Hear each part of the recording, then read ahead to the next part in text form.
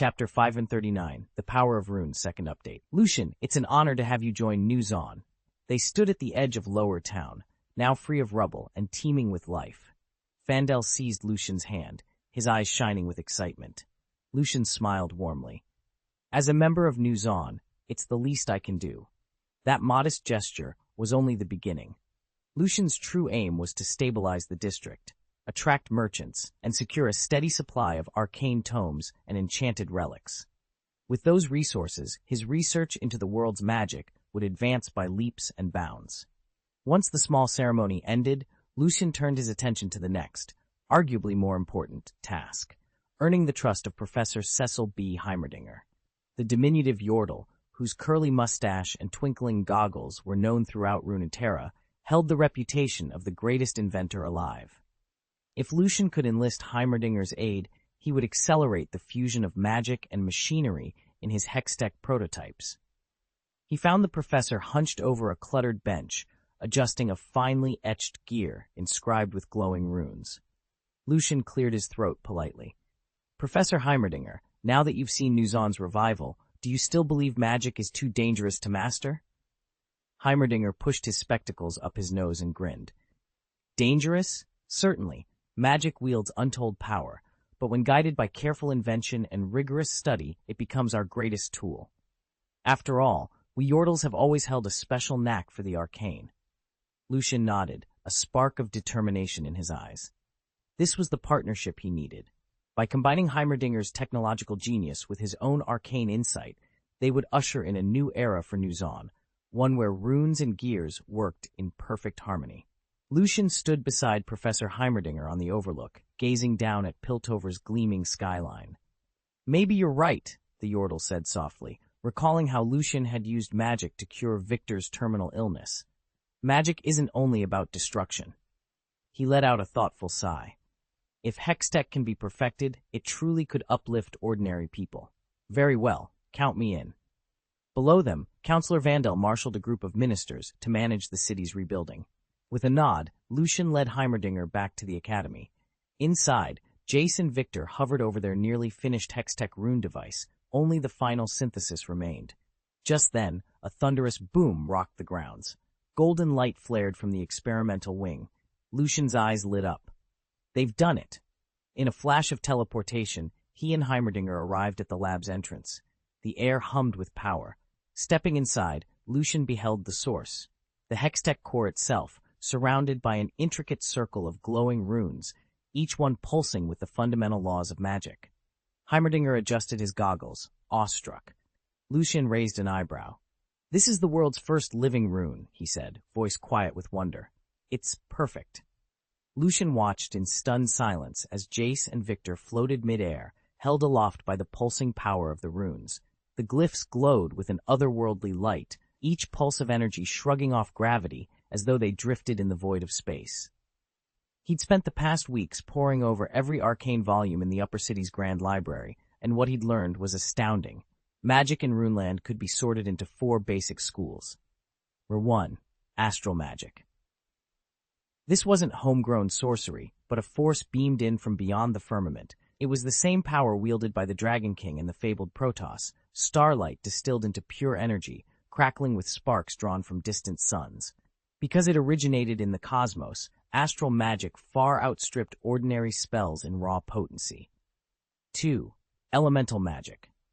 Here lay the mastery of Earth's primal substances, the true ice of the Freljord that could freeze a man's heart in an instant, Ixtal's primordial axiom that bent nature's building blocks to one's will, and the ancient demigods of flame, wind, and stone. Elemental casters shaped tangible matter, water, fire, earth, and air, into destructive or protective forms. 3. Spiritual magic. This school dealt with the unseen threads of life, consciousness, emotion, and soul. It manifested in myriad ways, from the inherent talents of the Vastaya and the spirited rites of Yordle shamans, to the ghostly black fog and necromancy of the Shadow Isles, even the infernal pacts of demons. All tapped into the quintessence of living and unliving beings. 4. Composite rune magic. Rune magic stood apart as a deliberate fusion of the celestial and the terrestrial. By inscribing arcane symbols onto stone or metal and channeling astral currents through Runeland's native elements, runecasters unlocked effects no single discipline could achieve alone. As the runes around Jace and Victor shone brighter, Lucian recognized the danger and the opportunity before him. If he could master these intertwined magics, he might yet uncover the secret that threatened to plunge their world into chaos. With a steadying breath, he prepared to step forward into the shimmering haze of power. Lucian stood before the humming array of hextech runes, every symbol glowing with arcane energy. In this world, magic springs from both material and spiritual laws. Runic sorcery unites them all. To master runes is to grasp every principle that underpins existence itself. He closed his eyes. Mental energy surged outward in ripples, wrapping itself around each glyph. In an instant, torrents of magical theory and raw power streamed into his consciousness, enriching the once empty landscape of his mind. The runes shone brighter as he decoded their secrets, and Lucian's inner world blossomed with every new revelation. Professor Heimerdinger, observing from the control dais, staggered backward. "In all my years, even during the height of the Rune Wars, I've never seen such might," he whispered in awe. Lucian's raw psychic strength was terrifyingly vast, but Lucian shook his head. This isn't enough. He needed more. World runes, whose cosmic patterns bound reality. Or perhaps the Sun Disk, the legendary artifact said to harness the Dragon King's essence and forge ascendance. 10 minutes later, Lucian gently withdrew his psychic tendrils. The runes around him dimmed, their knowledge now woven into his mind. He opened his eyes, a determined gleam reflecting in their depths. He had tasted the infinite, and he would not stop until he held its power in his hands. Lucian turned the hextech rune over in his palm, its bluish glow pulsing with barely contained energy. This artifact, a condensation of runic power drawn from Victor's mechanical ascension in a distant future, was undeniably potent, but it was still a mere echo compared to the world rune that lay at the heart of this realm. Long ago, that primordial rune had erupted with such force that it tore the sky asunder, sundered the void itself, and shattered the land. The eastern continent of Valoran collapsed beneath the backlash of returning tides and vanished into the ocean depths, lost to history. Here in the world of League of Legends, the very substance of reality is suffused with supernal energy. Even unleashing the full might of a world-ender could not submerge an entire continent, a fact that speaks volumes about the world rune's terrible potential. If Lucian could fully attune himself to this primal source, the speed and strength of his small world forges would soar. He wouldn't merely craft pocket realms more swiftly. Those realms themselves would possess a sturdiness and power far beyond the ordinary. Beside the rune, the Sun Disk lay waiting. Forged by the Protoss after they subdued the Dragon King and siphoned off his draconic essence, it stood as a divine weapon in its own right. Together, these two relics, one born of future technology, the other of ancient cosmic might, held the promise of secrets that could reshape every world Lucian touched. Lucian watched Jace and Victor's eager faces light up as he spoke. "This artifact you've just uncovered isn't your average trinket," he explained, turning the smooth, rune-etched stone over in his hand. "Legend says it can elevate mortals into true ascenders, the gods whispered about by humankind, even the dark heirs yet to come. I don't yet know the full measure of its power, but I can tell you this, it rivals the fabled world rune." He paused, allowing his words to sink in, then nodded encouragingly. "You two have made tremendous progress. Keep at it.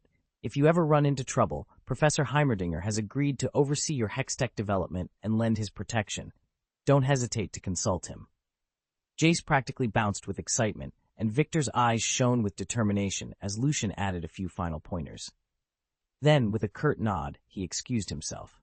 He needed time alone to meditate and internalize the rune magic he'd just claimed.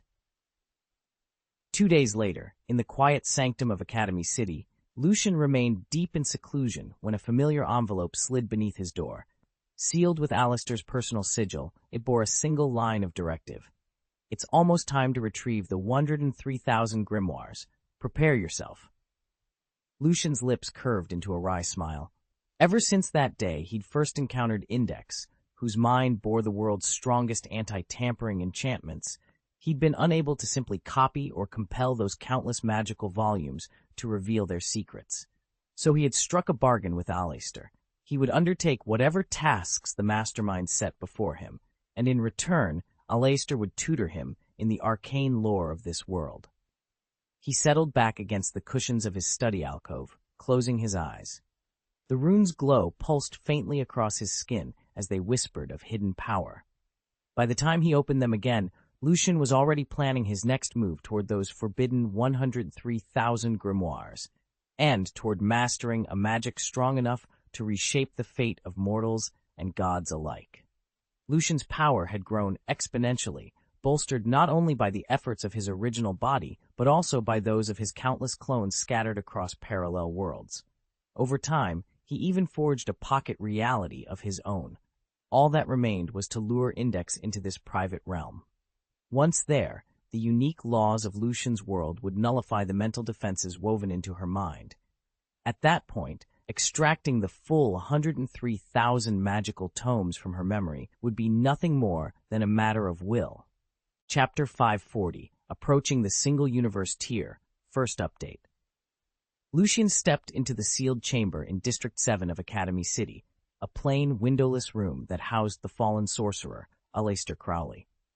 Despite the commanding aura Aleister always exuded, Lucian's heart still raced with anticipation. He had given up trying to gauge the man's true strength by conventional means. Today, however, he would rely on his own psychic perception.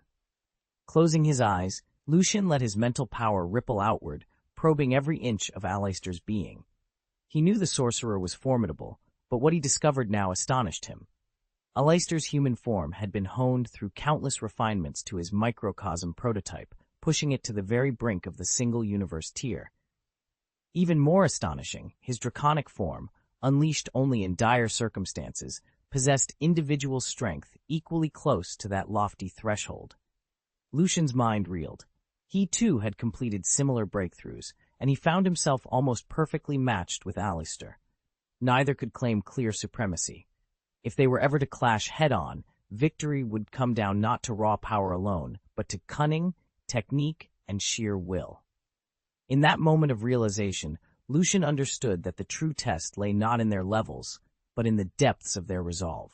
Lucian wasn't being arrogant. He truly believed he outmatched Aleister. In their last exchange, he'd already absorbed many of Aleister's techniques. Granted, Aleister hadn't shared everything, but that hardly mattered. Soon, Lucian would gain access to Index's entire library of 103,000 grimoires, mastering more than 80% of the world's magic. In effect, he already knew the bulk of Aleister's methods, while Aleister had only scratched the surface of Lucian's. Having studied spells from countless realms, Lucian's arsenal was destined to eclipse Aleister's entirely. Aleister, on the other hand, felt anything but serene. The instant Lucian's spirit brushed against him, Aleister's mind went into overdrive. In just a few months, Lucian's power had grown enough to unsettle him, to put them on equal footing. The last time they'd met, Aleister could have crushed Lucian without breaking a sweat. He'd always considered demon gods to be his only true challengers. But now, he wasn't so sure. I suppose this isn't such a bad thing, Lucian thought, surveying Aleister across the dimly lit study. They'd always worked together, Lucian as a living weapon against infernal forces, much like the illusion killer he'd been training. Now, with his power finally rivaling Aleister's, the balance between them had shifted. Lucian could no longer be browbeaten by empty threats. A flurry of possibilities raced through his mind. "What do you need me for this time?" he asked, voice calm. Aleister's lips curved into a small, knowing smile. "There's a stubborn child I need dealt with. You'll accompany me to England." Lucian weighed the offer. He had no desire to sever their alliance. There was still value to be gained from Aleister, but he wasn't the junior partner anymore. "And the terms?" he asked coolly. Aleister's eyes gleamed. "You name any branch of magic you wish to master, and I will teach it to you." That was exactly the leverage Lucian wanted. With equal footing restored and the promise of new arcane knowledge on the table, he inclined his head. "Then, we have an accord." Lucian shook his head. "I don't want magic right now. I want to learn more about the demon." Aleister paused. He could have granted Lucian magic immediately via the Index, but this time, Trading information on the demon made more sense. Lucian's knowledge of that infernal realm was minimal, just that any mage who ventured there emerged wielding power capable of shattering universes. In a world where nothing else could truly threaten him, the demon stood alone as both danger and opportunity. If he could capture one to bind as his spirit, his strength would soar. Small familiars held no interest for him. He craved a great, formidable being, even if it took years to digest its power. "All right," Alistair said, narrowing his eyes. "I'll tell you what I know." He already intended to use Lucian as his instrument against the demon. Sooner or later, he'd reveal every secret he possessed. Chapter 7. The Essence of the Demon God. Life will surely end. Apples always fall from top to bottom. 1 + 1 invariably equals 2. These are the unbreakable laws of our world.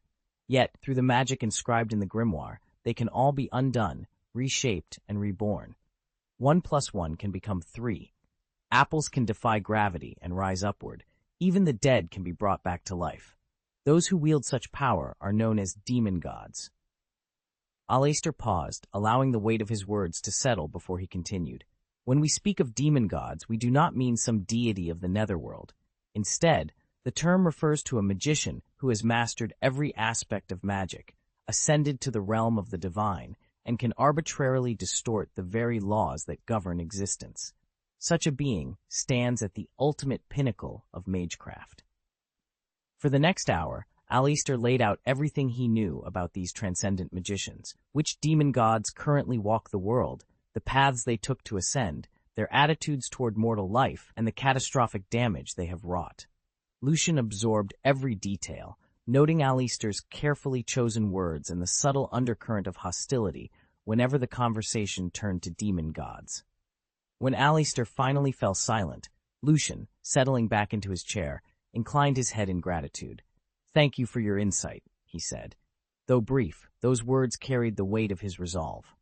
He now understood that magic held possibilities beyond imagination, and that the world he thought he knew had changed forever. Lucian nodded. "I'll take care of both assignments." After briefing him on the demon's whereabouts, Alistair had quietly outlined 2 missions. First, Kakini Tato, the Academy City's number 2 Esper, had gone rogue. Lucian was to suppress him and restore order. Second, rumors in Britain suggested the Right Seat of God, a shadowy faction of the Roman Orthodox Church, was plotting a Third World War. Their goal, seize Fantasy Killer and the collection of 103,000 grimoires. Alistair needed Lucian to protect Kamijo Toma until he could be properly tempered and use only Fantasy Killer's power while doing so. Why protect Kamijo? Alistair didn't hide his motives. He believed Kamijo's unique ability would be indispensable when confronting the demon. Neither assignment daunted Lucian. Subduing one powerful Esper was trivial, and safeguarding Kamijo only required finding Index, holder of the 103,000 magical texts, to secure that power for himself. "All right," Lucian said, steeling himself. "Let's go." He raised his hand, whispered the words, and vanished. Moments later, high above Academy City, he hovered in the thin stratosphere. With a sharp inhale, Lucian unleashed his own skill, Eye of Exploration. In an instant, a blood-red cross bloomed across his vision, illuminating the sprawling cityscape far below. From here, every secret and suppressed power would be laid bare, and his first assignment commenced. Lucian's vision suddenly sharpened as a glowing crosshair appeared before him, and in that instant, a colossal eye unfolded in the sky above Academy City. He whispered, "Found it," then vanished in the blink of an eye. This was the work of Scarlet Despair Irene's signature spell, the Eye of Exploration, a vast, celestial orb that scours every corner of the city, instantly revealing the slightest movement or hidden presence. Far more efficient than Lucian's own tracking enchantment, it left no one and nothing unseen. Chapter 541, Catching White Wings with Bare Hands, Second Update. Inside the Tools headquarters, home of the Anbu organization and bastion for Academy City's Espers, the atmosphere crackled with tension. On one side stood Maye Shen Li, the city's 4th-ranked Esper, her expression tense. Opposing her was Kakine Tato, the prideful 2nd-ranked Esper. Around them, other Tools agents struggled to hold the line against the relentless onslaught from the school, Emperor Huang's formidable faction. "You think you can stand against me just because you're ranked 4th? Kakini sneered, voice echoing through the hall. Today, I'll reduce you to dust. In an instant, 6 pairs of radiant white wings unfurled behind him, each blade-like feather gleaming with deadly precision. They sliced through the air, tearing apart walls and steel girders as effortlessly as blades through silk.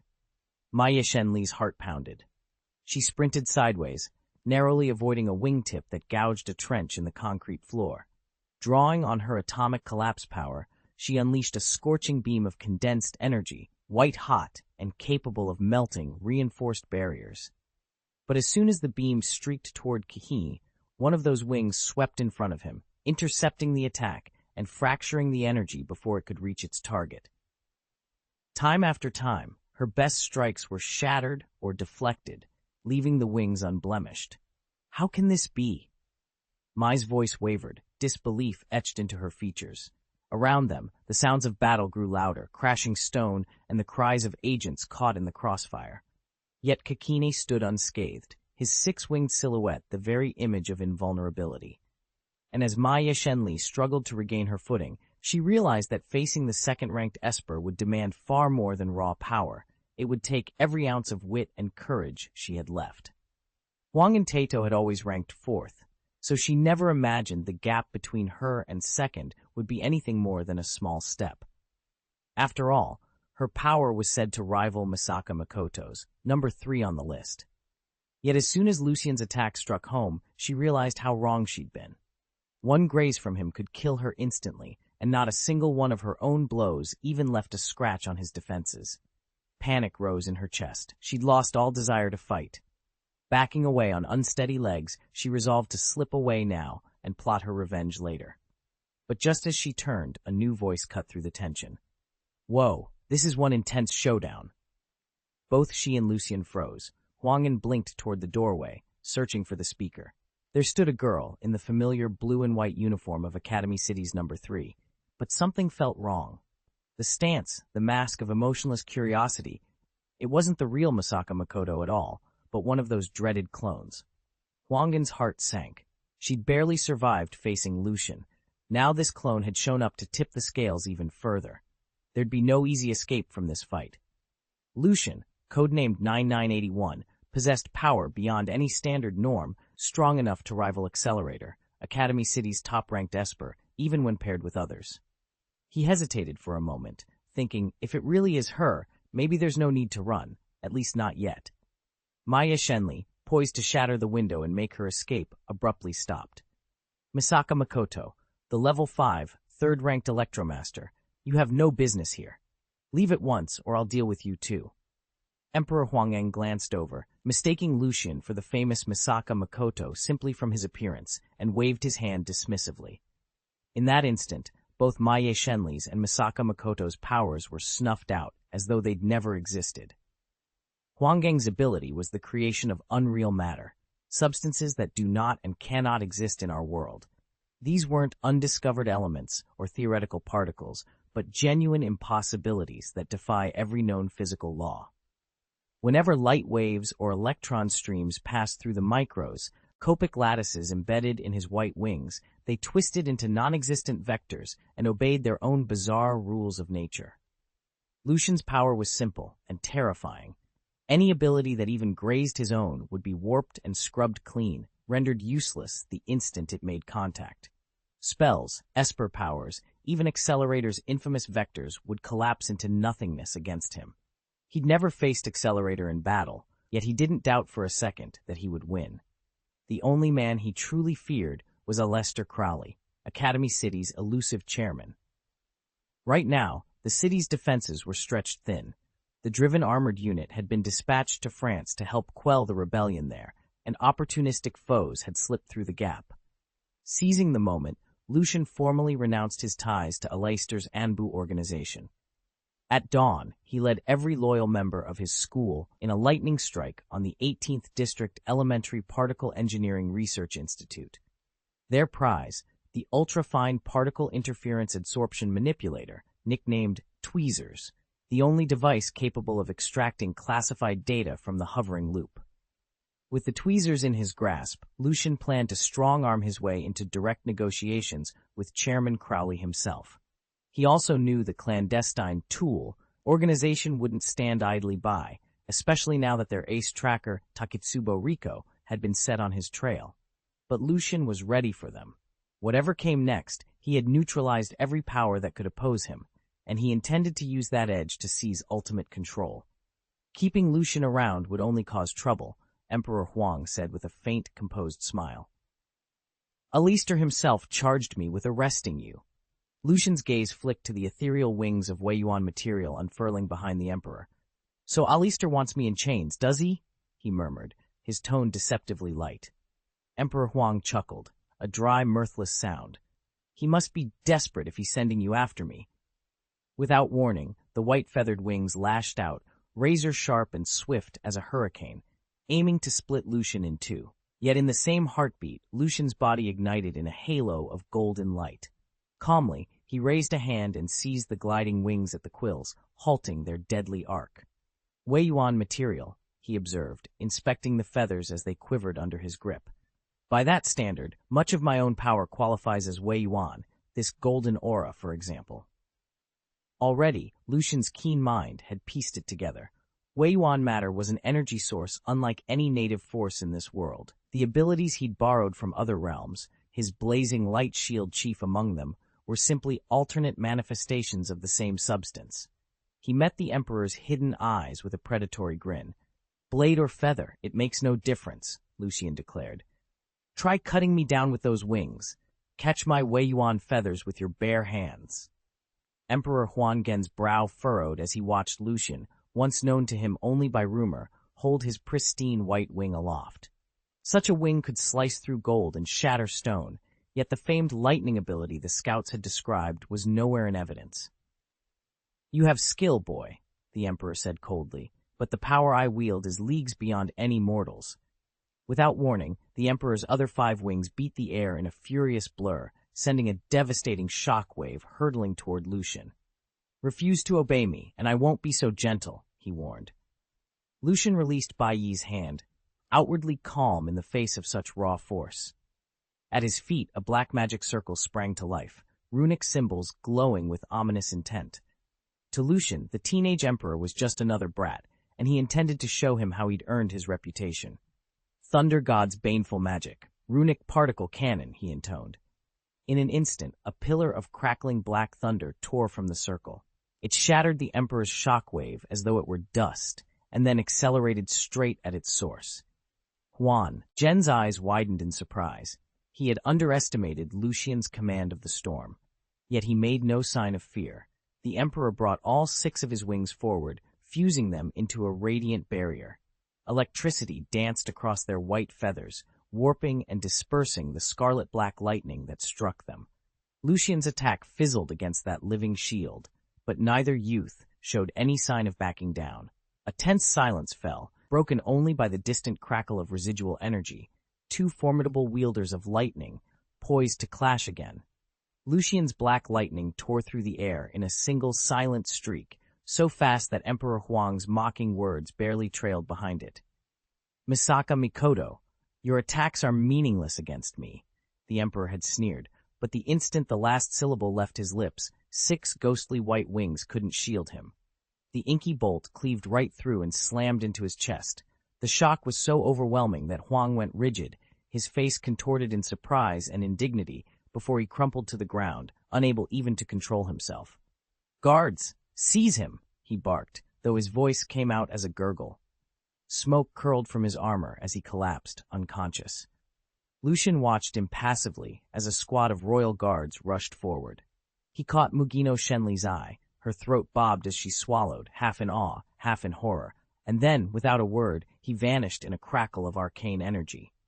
Those bolts weren't the ordinary, tech-based lightning circulating through Academy City. They were magic, imported from another world, forged specifically to fell godlike beings. Their power exceeded any known scale.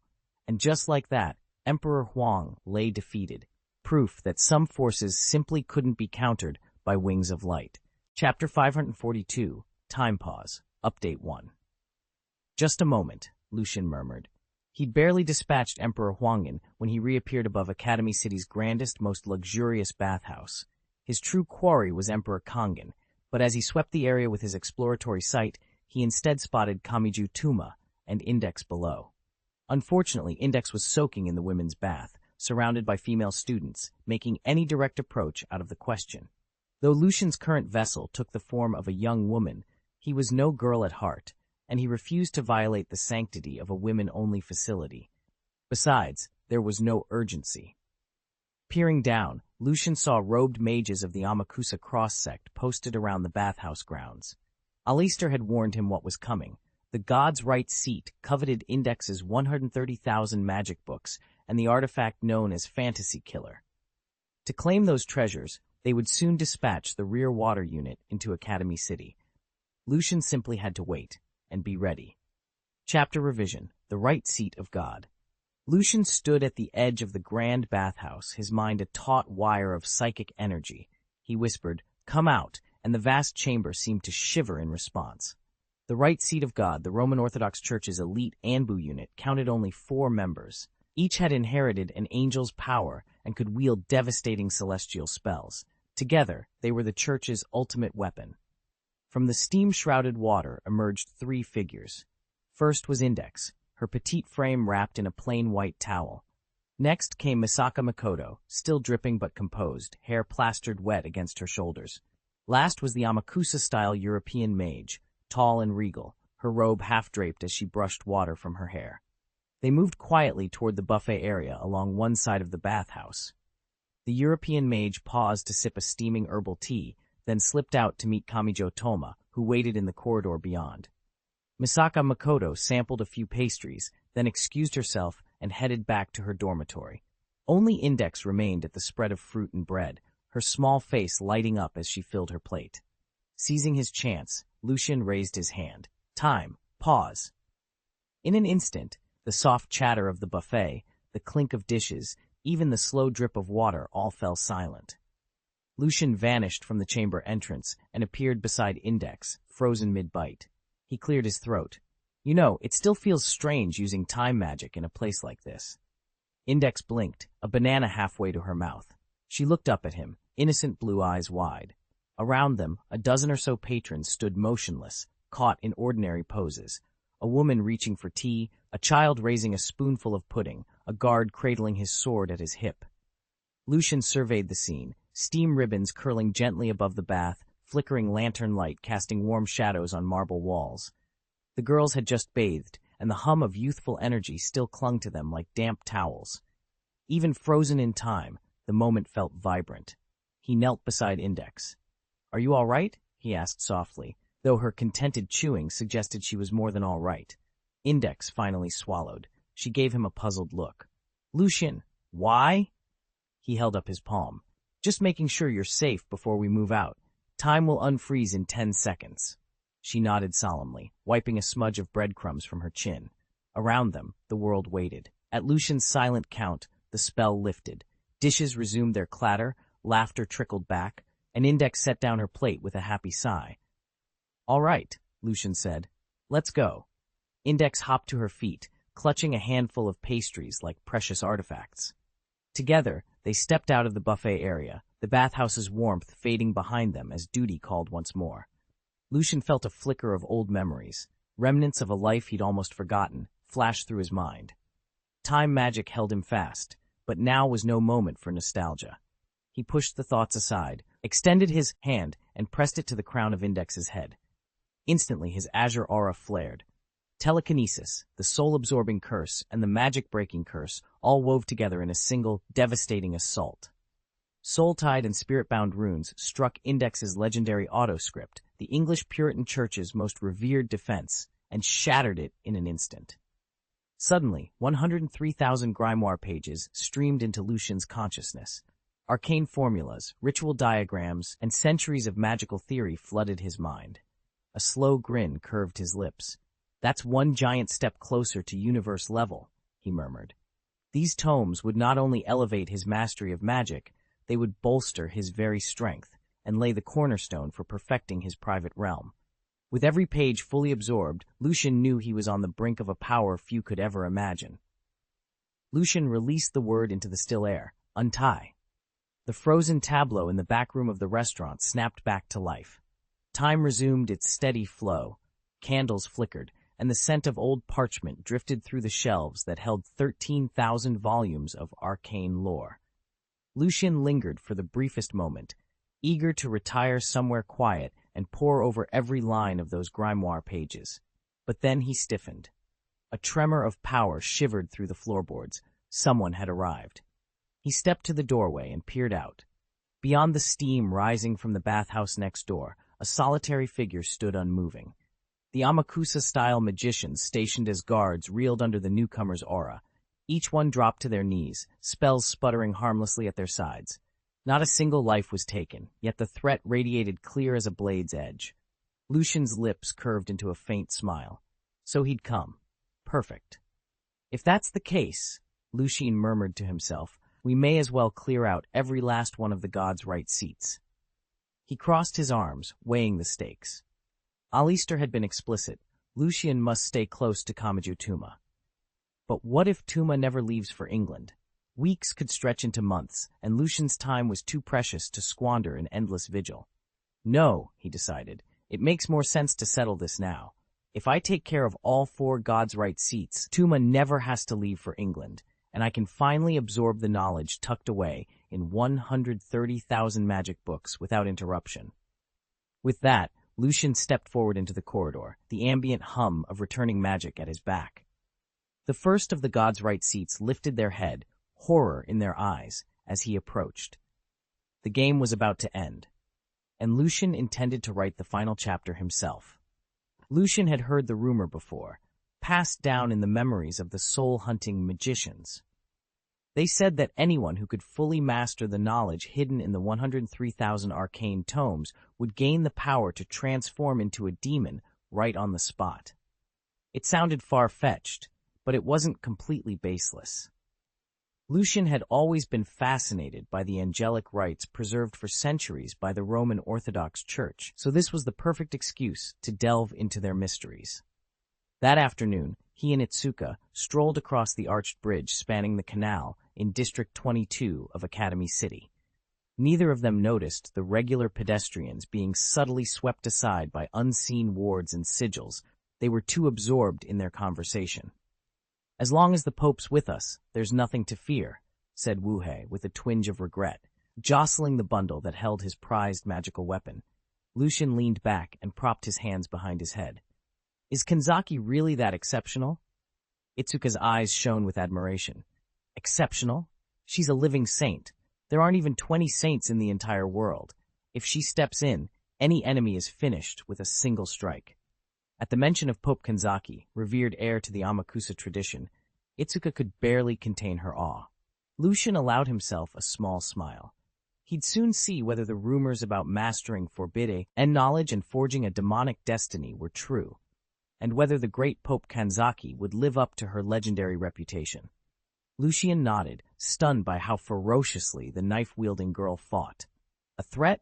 Not necessarily. Certainly not from me. At that moment, a burly man strolled onto the bridge, hands shoved into his pockets. With a casual flick, he tossed an ornate necklace at their feet. You, the one behind all this chaos, hand over your right arm at once. He growled. Refuse, and I'll eliminate this menace for good.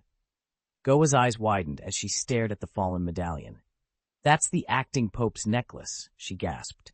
It belonged to Ken Miyasai of Amakusa, which meant every Amakusa mage assigned to guard them had been wiped out. Acting on instinct, she yanked her spiritual weapon from her backpack, the legendary Navy ship gun. But before she could raise it, an unseen assailant struck her in the back with lightning speed. Agonizing pain shot through her spine, and she crumpled, unconscious. Goa! Lucian cried, lunging forward to help, but a single, crushing blow knocked him out before he could reach her. A haze of heat shimmered above the old railway bridge as Lucian faced down his attacker. The man moved with uncanny speed, leaving Lucian no time to react or channel his right hand's power. Lucian! Came a ragged shout. Through the haze stumbled Itsuwa, clutching a bleeding side, but he forced himself upright. Ignoring the pain, he launched himself at the stranger, blades of crackling energy slicing the air. Yet every strike glanced harmlessly off the man's coat. The stranger's dark eyes flicked over the wounded Itsuwa, and then to Lucian, his expression cold. Consider this your only warning. Deliver your armaments within 24 hours, or next time, I'll crush you and your allies without mercy. He tilted his head toward Lucian. A right seat of God's hand, water in the back, trespassing into Academy City? Foolish. With that, he sprang for the rail and launched himself off the bridge. But before he could vanish into the city below, a firm hand clamped onto his shoulder, yanking him back toward the steel girders. Itsuwa and Lucian exchanged a glance. This fight was far from over. Chapter 543. This is a master. Lucian moved with astonishing speed. Hufang Jishui's eyes went wide. He really is a master. Just because he hadn't unleashed his full strength earlier didn't mean he could be contained. Wielding both the power of Gabriel, the Son of God, and the might of a saint, Lucian had fused those divine forces into something greater than the sum of its parts. Even without resorting to magic, his sheer physical power was enough to strike fear into anyone who stood before him. Child, I'm here to administer justice. You'd best not stand in my way. Lucian reached out and calmly pried the girl's hand off his arm. Justice, Hofang Jishui echoed, her brow furrowed. Justice isn't a word you just throw around. What you call justice might well be seen as tyranny by others. Lucian let a single eyebrow rise. He recognized Hufang Jishui's strength. Though less than his, it was still formidable. He shifted his attention to Wuhei. Your name is Wuhei, correct? Take Kamijo Tuma away from here and get him treated immediately. Wuhei nodded without hesitation. Understood. Cradling the gravely injured Kamijo Tuma in her arms, she dashed off toward the far end of the bridge. Hofang Zishui made no attempt to intervene as they vanished from sight. Lucian had planned to give Kamijo Tuma a full day to think things over. Killing him on the spot was never his intent. According to my intel, your powers should be electricity and electromagnetism, he said coolly, but clearly that information was off the mark. Academy City, an enclave of cold, hard science, and the major churches, the bastions of magic, had been at odds for as long as anyone could remember. Over the years, the Roman Orthodox Church had compiled exhaustive dossiers on Academy City's espers, marking top-tier operatives like Misaka Makoto for the highest level of surveillance. Since arriving here, Lucian had pored over every file. Aside from Accelerator, he judged none of the espers to be a serious threat, especially not those who relied on long-range output while remaining physically fragile, like Misaka. I'm not interested in the secrets you hide, or in you, Lucian continued evenly. My only concern is my faith. So I'll ask one more time. Do you intend to intervene?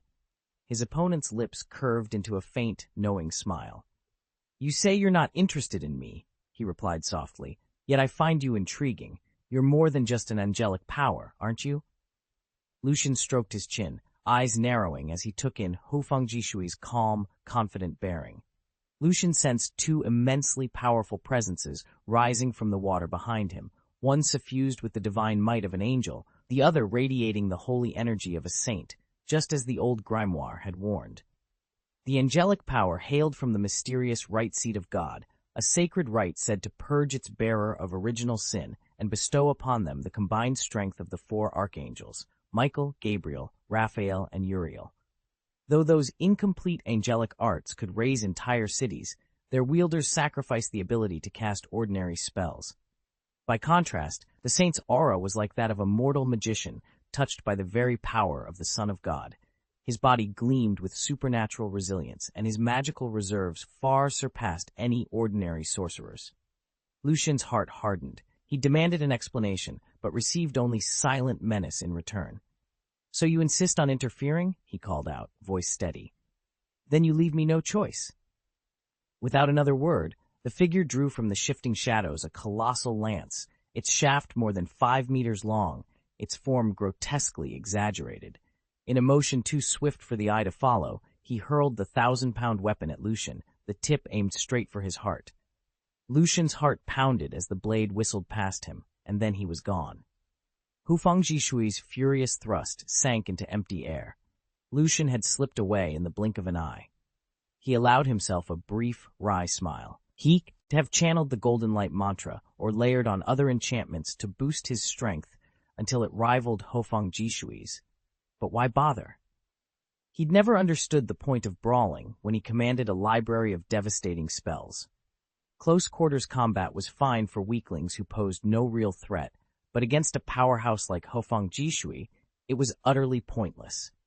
Unless he'd planned to transform into a dragon, brute force alone was overkill. Teleportation, huh? Hofang Jishui muttered, a flicker of surprise in his eyes. Then his expression hardened. Impressive, but not enough. With that, he vanished and reappeared inches from Lucian, blade raised for another strike. In theory, a short-range teleport was instantaneous, but in practice, every leap through space came with a brief moment of disorientation. The split-second delay in nerve response was all Hofang Jishui needed. In that heartbeat of stillness, he lunged forward. Lucian's side jolted as steel sank into his coat, but he was already fading again, slipping free into the ether.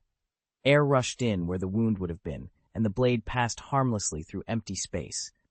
He rematerialized behind a column 50 feet away, unscathed. His pulse was steady, his lips curved into a confident grin.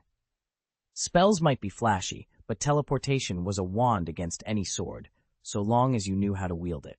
And Lucian intended to prove exactly that. Lucian's voice rang out sharply. "Disarm!" He whispered the words of the spell, and an iridescent blue light fanned out from him, rippling across the damp ground and the shallow water behind his opponent. Where the glow touched, the spirit lance in the Aquamancer's hand jerked free and flew skyward, spinning before clattering into Lucian's waiting palm. He had just unleashed his upgraded, extended-range disarming spell. Any weapon within its reach was instantly ripped away from its wielder and drawn to him. The Aquamancer stumbled back, disbelief and fury twisting his features. "No, this is magic. You can't use magic here," he protested, eyes narrowing. In Academy City, Esper powers and sorcery were strictly kept separate by an unbreakable rule. The two could not coexist. That fragile balance was the only thing keeping the city's scientific community and the hidden world of mages from plunging into all-out war. Lucian clipped the recovered lance to his belt and leveled his gaze at his opponent. The implications were enormous. If an Esper like him could manipulate raw magic, the whole delicate truce might collapse. After all, even Misaka Makoto, one of the strongest Espers alive, had once harnessed arcane forces, and her rare displays of magic had sent shockwaves through both worlds. Now it appeared Lucian was on the same unprecedented path. Lucian's heart skipped a beat. Does this mean Academy City has finally found a way to teach Espers real magic? Before he could answer himself, the man before him spoke quietly. "Why are you using magic?" Lucian shrugged and smiled. "Because I'm a magician." Without warning, he inhaled deeply and expelled a roaring torrent of tricolor flame, azure, emerald, and crimson, rushing toward his opponent. The man's eyes flickered with interest. "So you do wield magic. In that case, I'll have to bring you back to the church." At his side, a water mage unleashed his own power. Angel ritual, endless waters. He swept his arms through the air, drawing every drop of moisture within a 2-kilometer radius into a roiling, cobalt-tinted sea that spiraled around him. This was the domain of Archangel Gabriel. Water was his divine attribute, and his limit lay in commanding all water within that sphere. Under his angelic influence, the gathered water took on magical properties, capable of hardening into barriers or lashing out as deadly tendrils. In this boundless aquadome, none could hope to defeat him. Lucian's tricolor flames surged forward, but upon meeting the enchanted waters, they immediately hissed and fizzled. He frowned in genuine surprise. His threefold inferno was formidable, but against the endless water's living defense, it couldn't even leave a scorch mark. Even the angel-blessed waters couldn't withstand Lucian's assault. They boiled away in clouds of steam. Yet the water domain was vast, and as the three-colored flames flickered out, the vanished liquid simply recongealed, drawn back by the realm's own magic and fed by hidden springs nearby. When Lucian's fiery onslaught finally died, the water expanse lay exactly as it had before, untouched and serene. Chapter 544, Frontline Opponents, First Update. Why is her fire magic so powerful? Could she be a saint as well? Lucian stared at the three-hued inferno swirling across the field, utterly astonished. By all usual standards, elemental battles hinge on volume. 2 fire mages cast spheres of equal kind, and the larger, more intense flame wins. A pebble-sized fireball stands no chance against one the size of a boulder. Saints, however, break that rule. Their divine gifts imbue every spell with extra potency. Even if two fireballs look identical in shape and size, the one cast by a saint will burn with far greater force. That was exactly what Lucian had just witnessed. In sheer quantity, his endless waters, already renowned for overwhelming ordinary flames, should have doused her attack without effort. Worse, endless waters is inherently stronger than normal water magic, and as a fellow saint, Lucian enjoyed an additional boost to his power. Yet when her fire surged against him, it struck like a tidal wave, driving him back on his heels. Lucian's mind raced. He'd never encountered a non-saint with such devastating fire magic, let alone one who could contend with his endless waters on equal footing. Clearly, there was more to her power than he'd imagined. If Lucian hadn't reacted with lightning speed just now, the endless torrent would have crashed straight through his defenses. That meant one thing. His opponent's magic was far more powerful than his, even when they wielded equal volumes of energy. No wonder he'd suspected this adversary was a saint. Their superhuman physique earlier had been a dead giveaway. Still, even a saint shouldn't outmatch him, because he was a saint too. And not just any saint, but a composite of two, channeling twice the power of an ordinary one. "No matter who you are," he growled, voice hard as steel, "today you disappear." He drew on the angelic and saintly energies coursing through his veins. In an instant, the 2-kilometer radius of water around him shuddered and reshaped itself. 20-meter jets of water coalesced into gleaming spears, 30-meter torrents crystallized into razor-sharp ice swords, and 40-meter masses of water compacted into colossal hammers. From Lucian's position at the center, an entire arsenal of water and ice weapons blossomed into being. "Well, you wanted a grand stage," he murmured with a cold smile. Above the battlefield, Lucian lifted his hand and pointed at the bridge below, ready to unleash his next move. "Rise!" Lucian unleashed his power without restraint. Instantly, the 800-meter suspension bridge spanning the college town's great river tore free from its moorings and soared into the sky, coming to hover directly behind him. He'd matched Lao Wan in strength. At his peak, Lucian could lift structures well over a kilometer long. A triumphant laugh echoed from his lips. "Ordinary steel? Do you really think it can stand against my magically forged arsenal?" Across from him, the water mage's eyes widened in shock at the sight of an entire bridge obeying Lucian's command. Yet he kept his cool. His own weapons, shaped from his endless tide magic and infused with both angelic and saintly blessings, far outclassed any mundane metal. If Lucian intended to use the bridge as a shield, it would simply be shattered by his unending barrage of enchanted projectiles. He shook his head with a confident smirk. "Defense? No, thank you. I prefer offense." Lucian's grin grew wider as he pressed his palm against the bridge's gleaming steel. "Mimetic transmutation, draconic form." In the next heartbeat, the bridge's girders contorted and melded together, reshaping into a colossal metal dragon. Over 1,000 meters in length, its 5 barbed claws and undulating body formed a living siege engine, ready to unleash devastation. Divine Machina, 100-fold refinement. With that command, Lucian's mimicry magic merged seamlessly with his weapon-forging spell.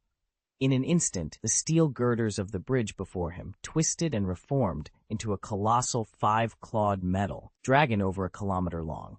Its emerald eyes flared with searing energy beams, its jagged maw belched flickering tricolor flame, and each talon crackled with raw Genjin force capable of rending anything it touched. A gleaming, impenetrable armor encased its sinewy body.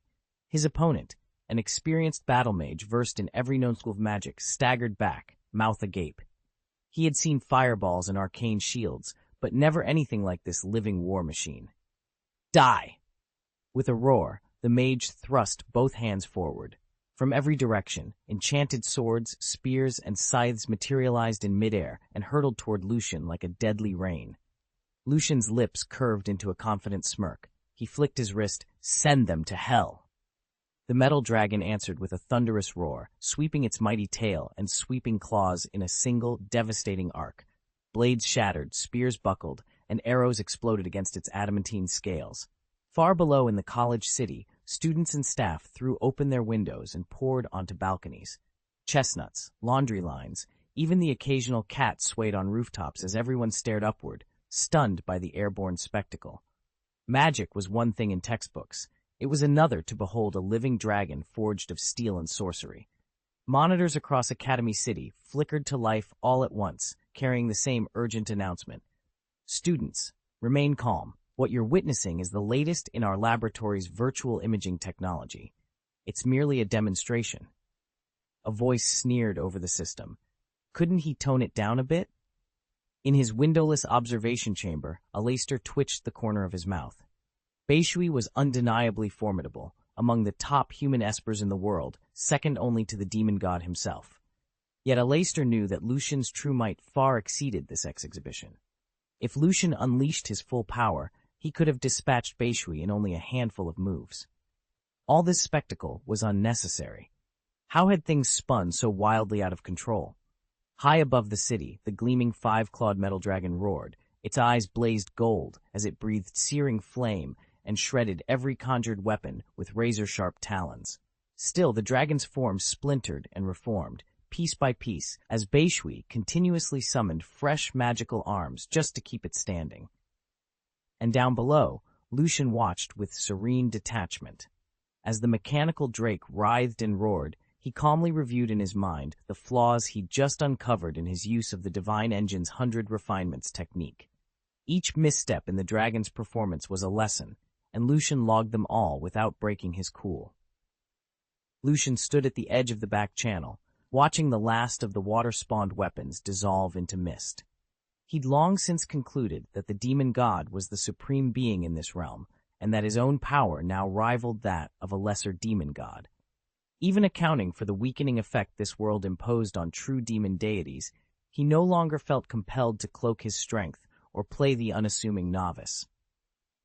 He glanced over at Aleister, his erstwhile partner, and one of the few magicians whose raw talent could match, or at least strain, his own. Would flaunting his full power trouble the older mage? Frankly, it no longer mattered to Lucian. In the past, he'd held back out of respect, out of caution. But now, with powers drawn from his otherworldly clones at full throttle, he had no need to placate anyone. If Aleister proved unable to manage what came next, so be it. After all, it was rare to find a sorcerer of genuine caliber. Lucian intended to use Aleister both as a test subject for his refining techniques and as a litmus test for the latent potential of the Saint and the Holy Mother. Half an hour later, the stream of water-borne blades and staves landing in the shallow basin had all but ceased. Lucian tilted his head, long silver hair catching the late afternoon light, and let a small smile play across his lips. "Is it over?" he asked softly, though he already knew the answer. The final fragment of magic had faded. With this trial complete, the next phase of his experiment, indeed, the next chapter of his journey, could finally begin. Hufang Jishui had always known that few could match his endurance when channeling magic at full throttle, but Lucian had just pushed him to the brink. Gritting his teeth, he roared, "Endless waters, detonate!" The great tide he'd summoned from some hidden reservoir of power sensed the danger and, in one final act of defiance, surged forward. Sheets of water wrapped around the five-clawed metal dragon and Lucian himself, every drop infused with Jishui's remaining magical strength. Then, as if triggered by a hidden fuse, the water exploded. The blast struck Academy City like a miniature nuclear bomb. A roaring shockwave ripped through the streets, and the glare of the detonation turned night into harsh daylight. Buildings shook, windows shattered. When the aftershock finally subsided, a lone figure lay panting atop a drifting cloud of water. "It's the first time anyone's pushed me this far," Jishui gasped, clutching his side as tremors ran through his limbs. His final spell had almost drained him completely. Finding the strength to sit up, he summoned what little magic he had left and barked orders into the ether. "Secure us a safe place to rest. Notify the church of our situation. And once we've recovered, we go back for that brat's right hand." He knew he couldn't withstand another confrontation in this weakened state. Even a lesser powerhouse lurking in Academy City would be enough to finish him off. For now, retreat was the only option. Regroup, heal, and strike again when the scales tipped back in his favor. Chapter 545, The Collapse of the Water Barrier, Second Update. Just as Hufang Jishui turned to leave, he looked back and froze. His opponent still stood unscathed, encased in a faint, trembling energy shield. The enormous five-clawed metal drake he had just obliterated lay reduced to countless floating fragments. "There's still hope," Jishui whispered. He inhaled deeply, his muscles coiling as he clenched his fists and adopted a battle stance. His magical reserves were nearly spent, but his physical might remained legendary, more than enough to challenge the realm's finest. In their opening trial, he had already proven stronger than this foe. Summoning that colossal dragon and withstanding his last explosive strike must have sapped every ounce of the man's mana. There was no way he could conjure a second beast. Advancing with measured steps, Jishui narrowed his eyes. "Restore it, just like before." Across the clearing, Lucian swept his arm in a precise arc. The scattered metal shards quivered, then locked into place as glowing threads of restoration magic wove through them. Time itself seemed to rewind. In the blink of an eye, the shattered drake reformed, its 5 iron-hard claws glinting sharply in the dim light. Now reborn, the metal dragon roared. Both warriors braced for the next clash, each knowing the true test was about to begin. Lucian stood before the shattered remains of his magic weapon, the legendary 5-clawed metal dragon, and grinned. Restoring it was child's play now that his repair spell had reached its pinnacle. A simple sprinkle of enchanted water, and the fragmented metal whirled back into place, reconstituting every scale and claw in an instant. Of course, he could have painstakingly gathered the scraps and reforged them by hand, but why bother when time magic offered such an elegant shortcut? That, Lucian thought, was the real advantage of mastering multiple techniques. Whatever challenge arose, he could choose the swiftest solution. If he simply wanted to test his newly acquired weapon refining skills, he'd painstakingly rebuild a blade from raw metal. But in a true life-or-death fight, say against someone of Hufang Jishui's caliber, he'd opt for far more decisive measures. He pictured it now. Pause the flow of time around his enemy, slip in silently, and deliver a killing blow before anyone even knew what happened. Or invoke a fairy's law to punish an opponent whose strength paled in comparison. Failing that, he could unleash the full might of fairy's glory and obliterate any resistance in a single breathtaking arc of power. With options like these at his fingertips, it was no wonder Lucian felt unstoppable. Sir Hufang's eyes widened in disbelief. How is this possible? Moments ago, he'd shattered the 5-clawed metallic dragon through sheer force, its magic spent. Yet here it stood again, its steel scales gleaming under the torchlight. With a roar, Sir Hufang charged, sword swinging in a desperate arc. He fought with every ounce of his knightly resolve, blade ringing against metal claws. Blood spattered his breastplate, but he refused to yield. Lucian watched from the shadows, arms crossed. If he'd been in the knight's place, he'd have retreated long ago, regrouping or calling for aid rather than risking everything. Still, he couldn't deny the dragon's design, robust, ingenious, worthy of further study. After a grueling exchange, Sir Hufang landed a crushing blow, shattering the dragon's outer shell. He staggered back, chest heaving, wounds opening across his armor. Lucian stepped forward, expression calm. "Repair it, just as before." With a single gesture, Lucian wove a subtle thread of magic through the fallen automaton. Metal plates twisted, gears clicked, and seams resealed until the dragon stood whole once more. Sir Hufang stared, mouth agape. Overcome by shock and pain, he sank to his knees and then, unconscious. Lucian knelt beside him, eyes glinting. "Remarkable," he murmured. "This specimen will teach us far more than I'd ever imagined." "Your tolerance leaves much to be desired," Lucian remarked with a faint smile. With a casual wave of his hand, the unconscious Hufang Jishui was drawn into the private pocket dimension he'd created, a pocket universe of his own design. There, Lucian planned to immerse himself in the 103,000-volume grimoire collection he'd amassed, carefully extracting angelic incantations and saintly rites to see if they could strengthen his body. Once he had what he needed, he would restore her exactly as she'd been. "Revert to original form," he ordered, and the 5-clawed metallic dragon swooped back to the river's center, folding in on itself until it solidified into the old stone and iron bridge once more. His mastery of chronomancy let him toggle the construct between dragon and bridge simply by adjusting the spell's time parameter. Advance it slightly, and the bridge remained intact. Slow it down, and the dragon emerged. Lucian teleported back to his secluded sanctum without haste. He had no desire, for now, to confront the members of the right seat of God at the Roman Orthodox Church. Instead, he delved into Hufang Jishui's memories. Alistair's intelligence had been patchy. To fully understand the inner workings of the right seat, Lucian needed to sift through her soul archives. After all, the so-called leader known as the Water in the Rear was merely a figurehead. The true power lay with the enigmatic fire on the right. Lucian sat back, absorbing what he'd learned. It was clear now. The fire of the right was stronger than the backwater's power, stronger even than his dual saint physique. He had to know whether this opponent could stand toe-to-toe with Alistair. Better to be safe than sorry. Lucian summoned the backwater's memories into his mind. This guy has been through hell. A few moments later, Lucian emerged from the memories with the full story of why the Fire of the Right was desperate for 103,000 magic tomes and the so-called fantasy killer. The backwater had never been a Roman Orthodox saint in the first place. His origins lay in the chivalric orders of Britain. He was once a royal knight of the crown. When the third princess he loved fell gravely ill, he renounced his title and became a mercenary, giving up everything to save her life. In time, he joined the right seat of God, not out of piety, but to shield Britain from external threats. And the Fire of the Right? Its reputation wasn't exaggeration. It carried the blazing legacy of Archangel Michael's flame attribute, but its deadliest asset was the holy right of Crusader legend.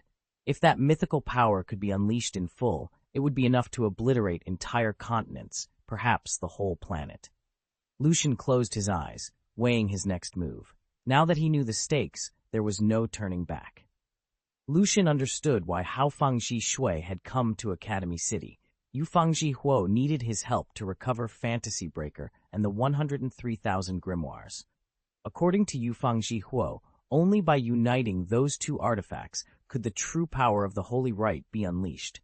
His grand ambition was to correct the world's inequalities, to prevent calamities born of miraculous chance, to bring lasting peace and happiness to everyone.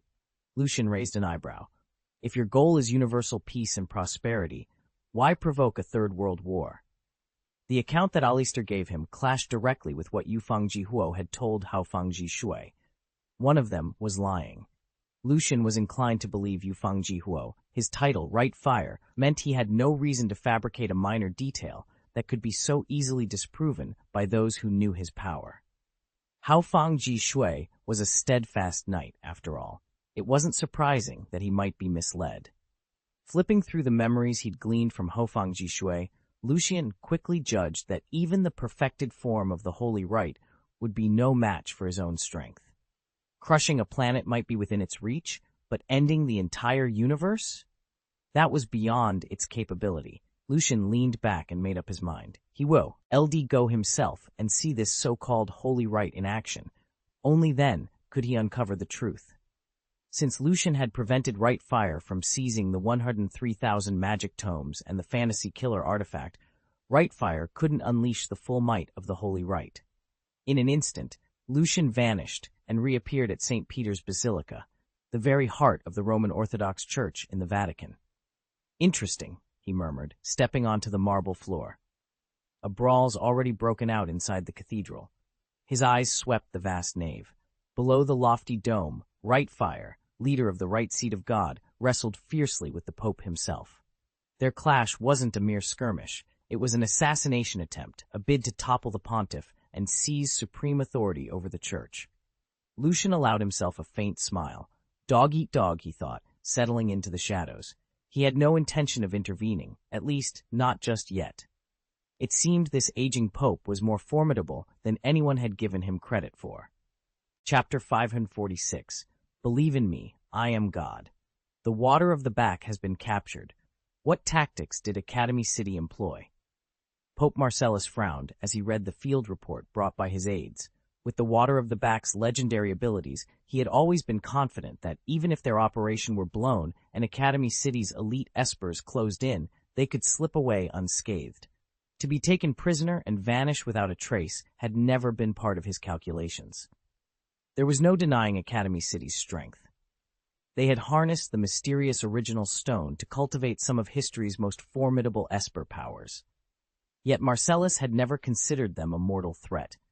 On paper, the great magical churches and the scientific metropolis of Academy City appeared evenly matched, but in truth, a vast chasm separated them. Their seeming balance was merely the byproduct of disunity among the magic orders, each clandestinely plotting to bring the world under its sway. At least every pope in the arcane hierarchy believed it so. Chapter 7. It can only mean that Academy City's superpowers have finally made some progress. A figure in a crimson suit stepped out of the shadows, hands casually tucked into his pockets. The Pope's expression tightened as he regarded the newcomer. "Fire of the Right," the pontiff said, voice measured. "You've been orchestrating events in secret. What's your plan now?" Fire of the Right lifted his shock of red hair, a smirk playing at his lips. "A simple one, world peace and universal happiness. My first move is to strike Britain. Once she falls, the rest of Europe will be at our mercy. Send word to every nation, cut off Britain's supply lines." The Pope frowned. "And you really believe this will intimidate Academy City?" "Academy City?" Fire of the Right laughed, contempt dripping from his tone. "Those so-called superpowers? I've never taken them seriously. My true goal is far grander, to spark a third world war." The pontiff's eyes widened. "You've lost your senses. Are you still even a Christian?" A cold light gleamed in Fire of the Right's eyes as he straightened his posture. "What do you think, old man?" he challenged, voice devoid of any hesitation. He stood unflinching before the Pope, his ambition naked and unapologetic. Everything hinged on today. Once he had wrested complete control of the Roman Orthodox Church, he would forge an alliance with the Russian Patriarchate, spark a third world war, seize the British royal family's automated secretariat control device, and hijack the Index, claiming its 103,000 forbidden grimoires. With that power at his command, he would launch the Bethlehem Plan, fully unleash the might of the Holy Rite, and realize his ultimate design. "Bastard! Do you really think I'll let you get away with this?" the Pope roared. In a single motion, he tore the jeweled pectoral cross from his neck and began to chant. As pontiff of the Roman Orthodox Church, he had channeled the faith of 2 billion believers for over 2 millennia, transmuting their devotion into miracles that defied all limits. Now, he would marshal that collective faith to seal his foe. "Dispatch word to the 12 apostles. The Lord's faith is boundless. What we must fill is divine power, and I alone comprehend its true meaning. By this power, I will shatter you." At his command, a titanic surge of golden light erupted from the Pope's outstretched hands. It swept like a rolling tide through the river of time, binding and extinguishing the infernal flame that stood in defiance before him. "From now on, you'll have 40 years to reflect on your sins in lonely isolation," the Pope thundered, holy light blazing around him. "You're the one who needs reflection," Lucian snarled in reply. The golden seal binding Lucian wavered and then shattered in a flare of light. Lucian, incarnation of the right fire, snorted with contempt. Behind him, a demonic claw of pure flame erupted into being. "Go to hell, old man," he cried. With a single motion, the fiery talon summoned an enormous phantom sword, its blade an orange-red arc nearly 40 kilometers long. It sliced through the air, aiming straight for the Pope. The pontiff, armed with the Holy Rite, was indeed powerful. He might dodge the strike, but doing so would send that colossal blade plunging into the heart of the Vatican itself, ripping the basilica in two and slaughtering countless worshippers. And Lucian knew his opponent well enough to predict what would happen. Rather than condemn the innocents, the Pope would stand his ground and take the blow. Even if he survived, his injuries would be so severe that he could no longer threaten Lucian or anyone else. Boom! The blazing orange blade slammed against the gilded cross. The Pope staggered, blood spattering from his lips, and collapsed onto his knees. The shockwave shuddered through the cathedral, sending masonry and frescoes crashing down around them. When the dust settled, the assailant sheathed his flaming sword with a single fluid motion. A triumphant smile curved his lips. "I knew you'd understand, Father," he said, voice ringing in the ruined nave. "True peace demands a price. If you can't pay it, you have no right to lead the church. Stand down." He'd spared the Pope's life, wounded though he was for now. As soon as the Holy Father recovered, his plan would proceed unhindered. The Pope was merely the last obstacle, and only truly expendable if absolutely necessary. Perfect, the assailant murmured, stepping forward. At last, my design can unfold. Not so fast, came a low, steady voice from the shadows. Lucian emerged, his robes swirling with residual shimmer.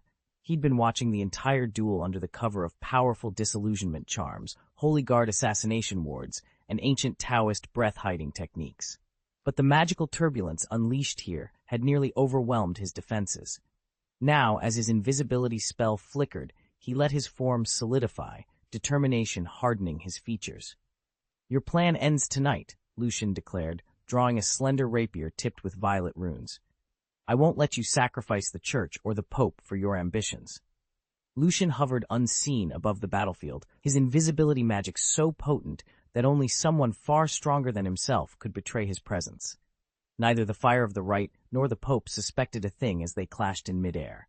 Who are you? The Fire of the Right demanded, arching an eyebrow as Lucian descended from the sky. Lucian offered a wry smile. Who am I? He paused, then answered in a low voice. Believe me, I am God. Before them, his features did not resemble the famous Misaka Makoto. Instead, he wore the true visage of marvel, the form granted by his transformation magic. He'd chosen this appearance deliberately. In this world, his body was a perfect clone of Misaka Makoto, and if anyone discovered he'd struck the church's stronghold, they'd swear it was the famed superpower herself who'd attacked. The Roman Orthodox faithful would howl for vengeance, and Misaka Makoto's name would be dragged, unjustly, through the bloodied streets. Now, as Lucian landed lightly on the rooftop, the Fire of the Right's voice cut the air like a blade. I think you're looking for death. Without another word, the Fire of the Right thrust out his palm. A torrent of scorching flames erupted, roaring toward Lucian with unholy fury. Lucian's lips curved into a confident smirk. He drew a circle of glyphs in the air, summoning his own counterspell. The night sky shimmered as two formidable magics collided, one born of divine arrogance, the other of righteous wrath, each determined to prove whose power truly reigned supreme. Lucian drew in a steady breath, and in an instant he swallowed the roaring inferno whole. Angelic power alone won't save you, he said coolly. If you can't block my strike, you'd better bring out those so-called braised chicken feet of yours again. They might hold it off for a few seconds. Rightfire's expression hardened. A third arm burst from his back, its gauntlet gleaming in the firelight. Lucian's sudden confidence and his knowledge of recent events, challenging Rightfire right after he'd just defeated the Pope, warned him that this opponent was no simple pilgrim. Who sent you? Rightfire barked. The English Puritans. A sardonic smile curved Lucian's lips. I told you already. I am God. Still don't believe me? He lifted his hand, and the air above him crackled with power. A vast white magic circle unfurled overhead, its runes shining like distant galaxies. Then, let there be light. With a word, a blinding column of pure radiance, drawn from sun, moon, and star, plunged from the heavens, searing toward Rightfire. Lucian's voice rang out once more. Fairy's glory. The obliteration spell struck with impossible force, testing the very limits of fire and steel. Chapter 547, Heavenly Punishment Spell, Second Update. Pagans who dare to blaspheme the Almighty shall know death. Lucian looked up as a shaft of blinding light descended from the heavens. Across from him, the curtain of flames shivered, and suddenly a third arm emerged, wielding an impossibly long orange-red sword, 40 kilometers of blazing steel, and thrust it forward. The fiery blade collided with the heavenly beam, and within seconds, fissures raced along its edge. With a thunderous crack, the sword shattered from tip to hilt. How can this be? Lucian whispered in disbelief. Even deprived of his full divine power, the former pope, capable of summoning the faith of 2 billion souls, should not have been undone so easily. He lay grievously wounded, his life ebbing fast under Lucian's previous assault. Yet his sacred sword had been destroyed by this unknown magic. I never thought I'd see it, the Pope gasped, pain and shock mingling in his voice. In the shattered ruins of the cathedral, a nun in saffron robes remained hidden in the shadows. A small, jeweled cross dangled from a tongue ring, catching the flicker of residual light. She stared at the splintered blade with a mixture of astonishment and triumph, her lips curling into a faint, self-satisfied smile. Sister Verena, like the right fire he opposed, belonged to God's right seat, and she loathed Academy City's cold sciences with equal passion. Yet she could never bring herself to follow the fire of the right's ruthless, power-hungry ambition. Still, when the fire of the right staggered and fell under the blows of an unknown challenger, Verena felt an unexpected surge of relief. She had never imagined that any mage in this world could stand toe-to-toe with the fire of the right, let alone defeat him. In the gloom behind the shattered altar, the aged pontiff, his crimson vestments soaked through, his breath ragged with every cough, struggled to his feet. Blood flecked his beard as he spoke, his voice strained but urgent. "Vanguard Wind, aid him!" Though the pontiff despised the fire of the right's bid to usurp the Roman Orthodox Church, he could not deny that the fire remained a legitimate member of God's right seat, far from apostate. The stranger who had bested him, by contrast, bore no pledge or creed that the Church recognized. If the fire of the right were slain now, and His Holiness himself lay too weak to rally the faithful, this heretic might well shatter the foundations of the Church in a single day. Vanguard Wind, the pontiff's swiftest and most trusted lieutenant, was already moving. Verena watched as he swept through the shattered pews and vaulted ceilings, determined to shield their injured comrade from whatever threat loomed next, unaware that the true focus of this strange confrontation was the young mage whose power had so unexpectedly turned the tide. Lucian, the boy they all assumed too inexperienced for such a feat, now stood at the heart of the storm. And Verena, her eyes narrowed, realized that whatever his motives, his arrival had changed everything. Qianfeng Feng slammed her fist on the table. "Don't you dare order me around, Your Holiness." The Pope met her blazing glare with gentle patience. He'd long since learned that Qianfeng answered to no one, not even the chair of St. Peter. "This isn't a command," he said quietly. "It's a plea, on behalf of the entire Church." She scowled, jaw clenched. After a heartbeat, she lifted her chin. "Very well. If it truly serves the Church, I'll rescue this bastard." Inwardly, she vowed that once the righteous flame and those heretics were dealt with, she'd turn on them too, catch them at their weakest, then finish the job. The Pope drew a small leather pouch from his robes. "Then, take these additional reagents." Qianfeng flicked the pouch into her satchel and strode out onto the battlement. She hefted her flaming sword. Its molten orange blade winked into existence, and then shattered into sparks. Above her, the sky split open. From the rift emerged the Holy Rite, a colossal radiant hand, palm foe, reward, fingers poised to rend heaven and earth. In legend it broke seals, sundered space, even warped time itself. With a roar, Qianfeng met its advance. The two forces collided in a tempest of light, her own will against divine might, each seeking to contain the surge of magic radiating from Lucian's human form. At last the Pope's voice carried across the clash. "We have him in our grasp. Now, Qianfeng." She nodded, accepted a second pouch of enchanted dust, and threw it into the whirlwind of power. At that moment, Lucian seized his opportunity. Holding the glow of his first magic circle steady beneath him, he swept his free hand through the air. New runes blazed to life, and a second circle flared, its brilliance eclipsing the first. As ley lines crackled around him, both allies and adversaries realized Lucian was far from finished. Chapter title: God's Star Collapses. Lucian stood on the shattered stones of the old courtyard, sweat trickling down his temples. Before him crouched the goblin chieftain, its green skin mottled with scars, fangs bared in a cruel grin. Around them, Lucian's summoned elementals had already fallen one by one. Only the fire wraith to his right still fought, its flaming form wavering with exhaustion. He inhaled sharply and murmured the ancient words, Arene's double wall invocation. This was the Empire's deadliest spell, fusing the pinnacle of celestial magic with its highest supplementary rune. In masterful hands, it could call down a mountain-sized meteor to pulverize armies, or, if wielded by a true archmage, even wrench the moon from its orbit. Lucian did not need such devastation today. He lowered his voice and completed the incantation. Far above, a blazing orb materialized, an inferno rock nearly 3 kilometers across, then hurtled earthward. A deafening roar split the sky. The goblin chieftain shrieked, its confidence crumbling in an instant. The fire wraith, bearing the brunt of the impact, erupted in a fountain of sparks. It coughed up blackened ichor, its flaming limbs collapsing as it dropped to one knee. Lucian's mind reached out. The wraith's dying embers spiraled back into his core, leaving him unburdened. He was about to study the spirit's final enchantments when a crushing blow landed at the base of his skull. Stars exploded behind his eyelids as a spirit-infused sledgehammer rattled his senses. "Go to hell, infidel!" snarled a guttural voice at his back. Lucian's lips curved into a calm, knowing smile. The ambush was no surprise. Now the real test would begin. Using his mental acuity, Lucian had already discerned the gravely wounded Pope at his back and detected wind bearing down on him from the front. "Humph! Ha!" He whipped around and released a focused exhalation.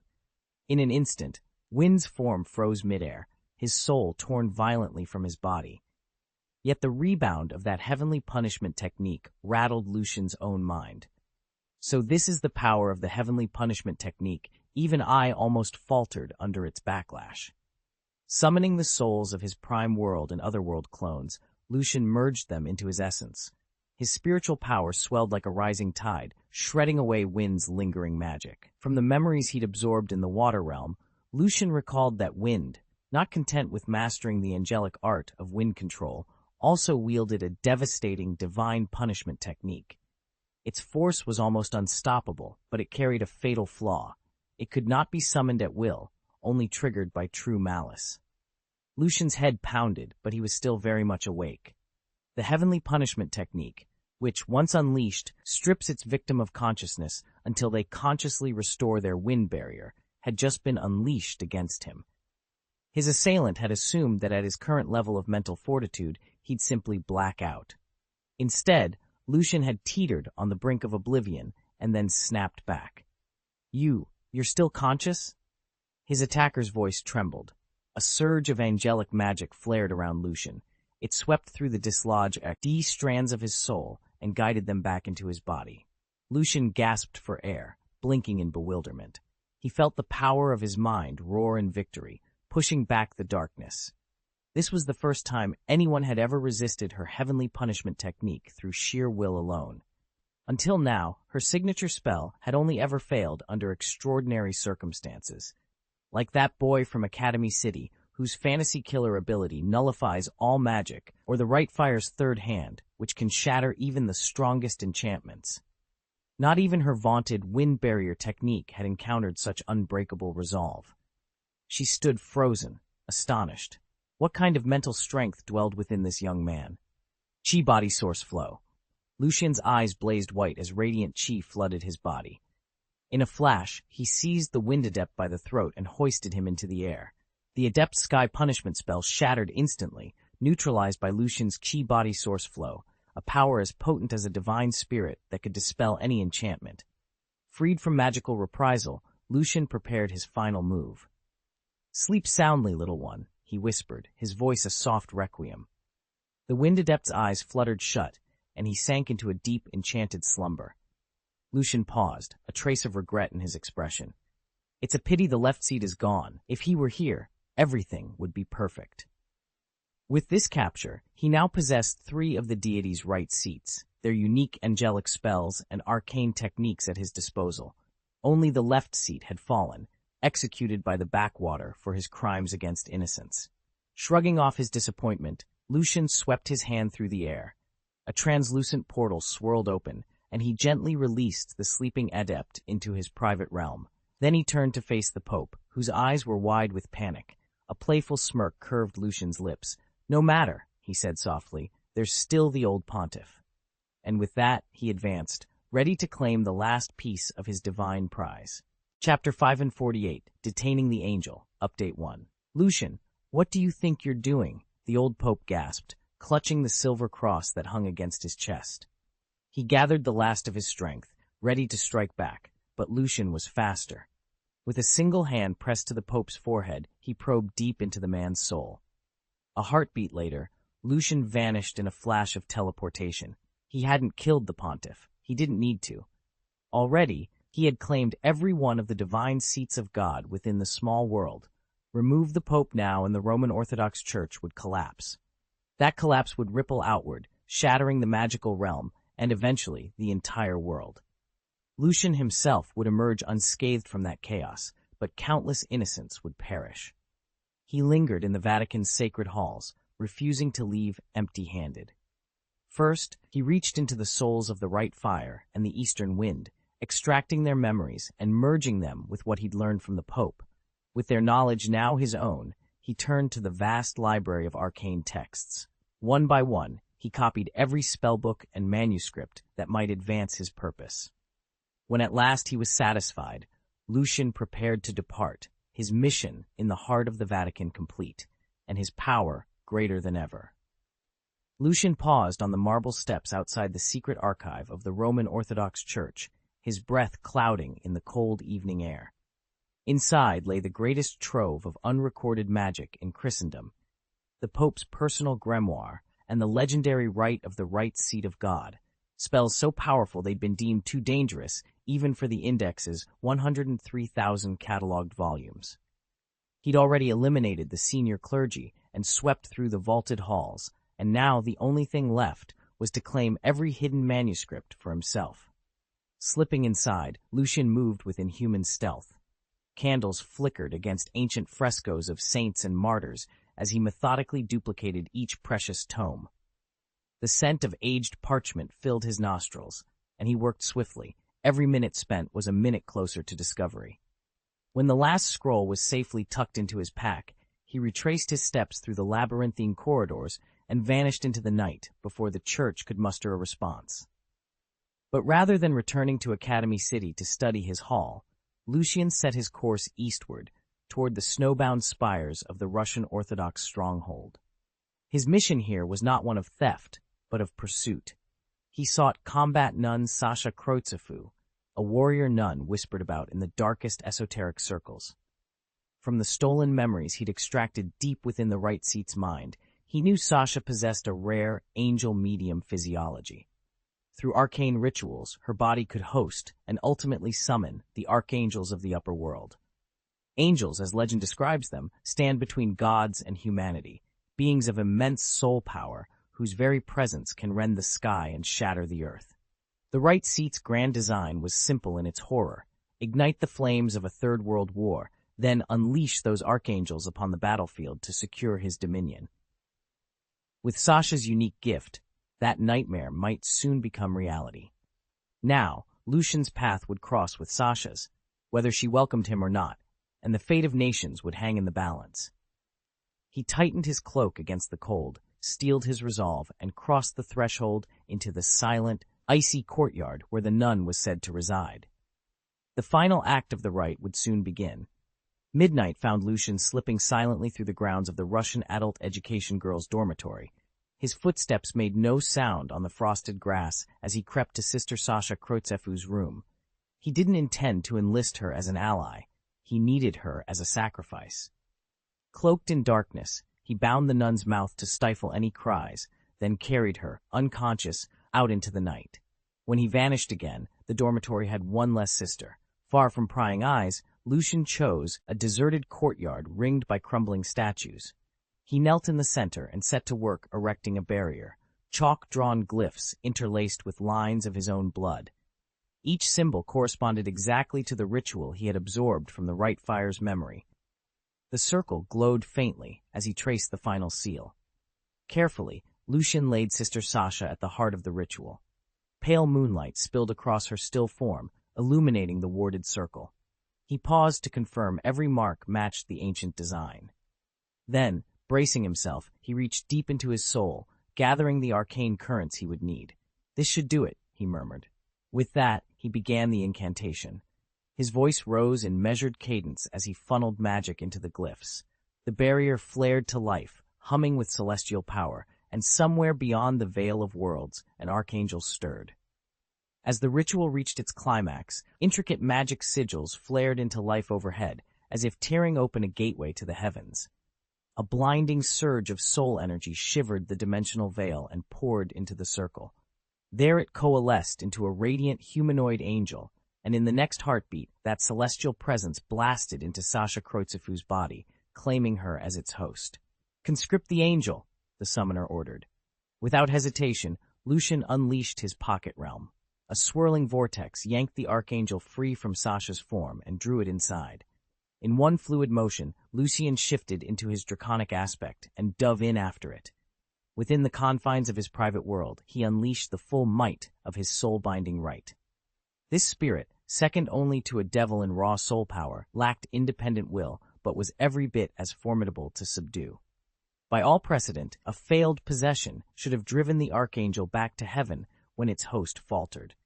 Instead, the being writhed under Lucian's unrelenting bonds, resisting with every ounce of its celestial strength.